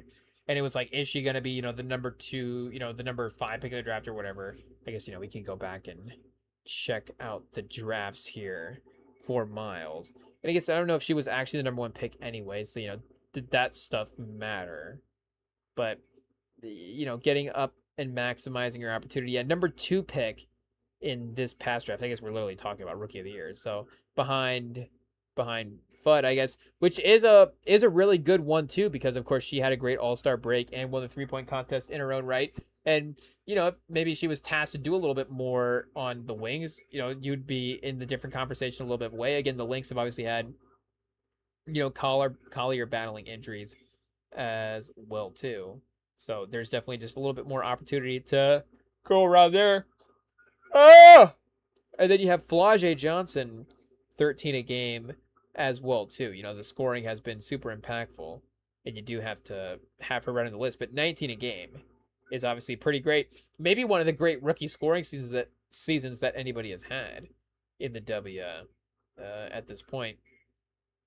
But yeah, if I'm not mistaken, like I say, I think maybe she could have been in the Beckers draft with Beckers, Malonga, Citron, and Kiki Irefin as well too. So, that would have been really, really stacked top of the draft there. I mean, even, Anisia Amaro, Georgia Moore, Haley Van Lith. But, there was some other names as well too here. It could have been really, really stacked draft if Miles was in it. But obviously, like we're saying, bumps this one up as well too. You still get Fudd, Miles, Betts, Johnson in this one. I mean, between Fudd, Miles, and Johnson, you've already got, 3 pretty strong names for what this draft is, long term. But yeah, again, obviously shout out, hearing that the season has been as much of a success as it has been. Though, in a redraft season, a redraft situation, I don't know if, again, the Wings are moving off their move at this point. But, the experience is definitely being implemented right away. But, yeah, Chet, I think, we do actually have Spider-Man this weekend. I think last weekend we ended the live stream by saying that we were looking forward to seeing Spider-Man over the weekend. We did not have a screener.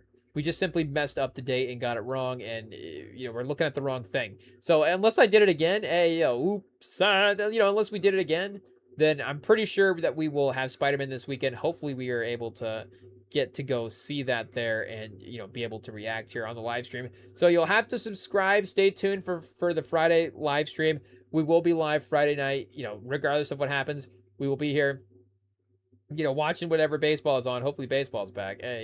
But I guess it's not away. It just, well, I guess I'm thinking specifically of the wrestling. They had like a wrestling summer smash special on ESPN. And I was like, oh man, we can't just throw up. There's not like a Washington Nationals game we can throw on here or something. Like there's just nothing.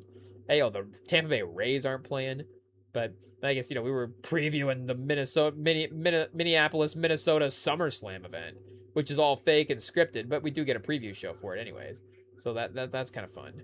But yeah, I was thinking maybe they could just reshuffle around there. It is what it is. But you can stay tuned for the Friday live stream. We will, like I said, hopefully be reacting to Spider-Man, the month of Tom Holland and Zendaya.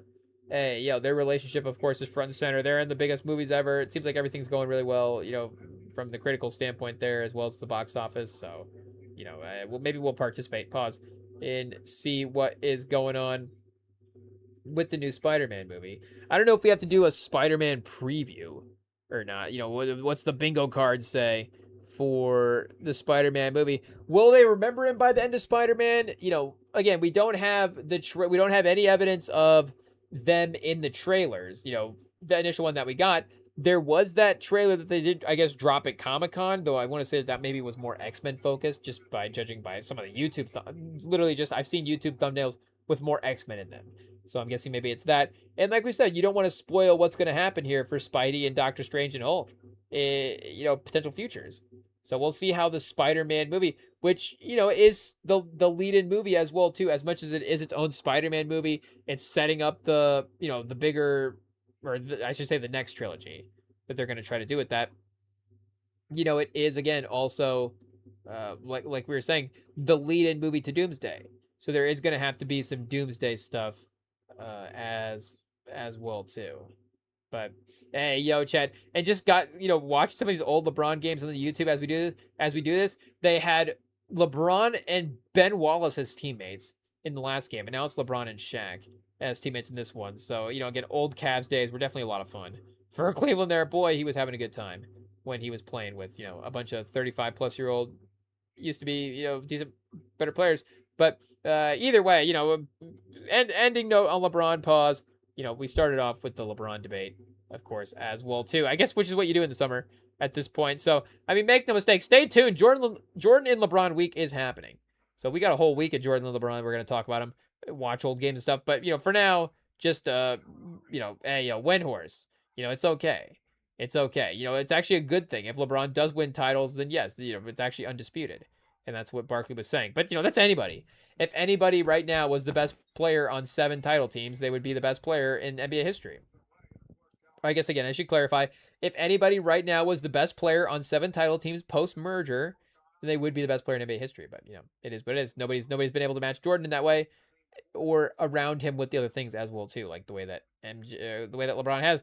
But, we're just going in circles at this point. It is what it is. We'll be back Friday on the live stream, hanging out, hopefully talking about Spider-Man. And until then, enjoy the next couple days. We'll see you later. Peace.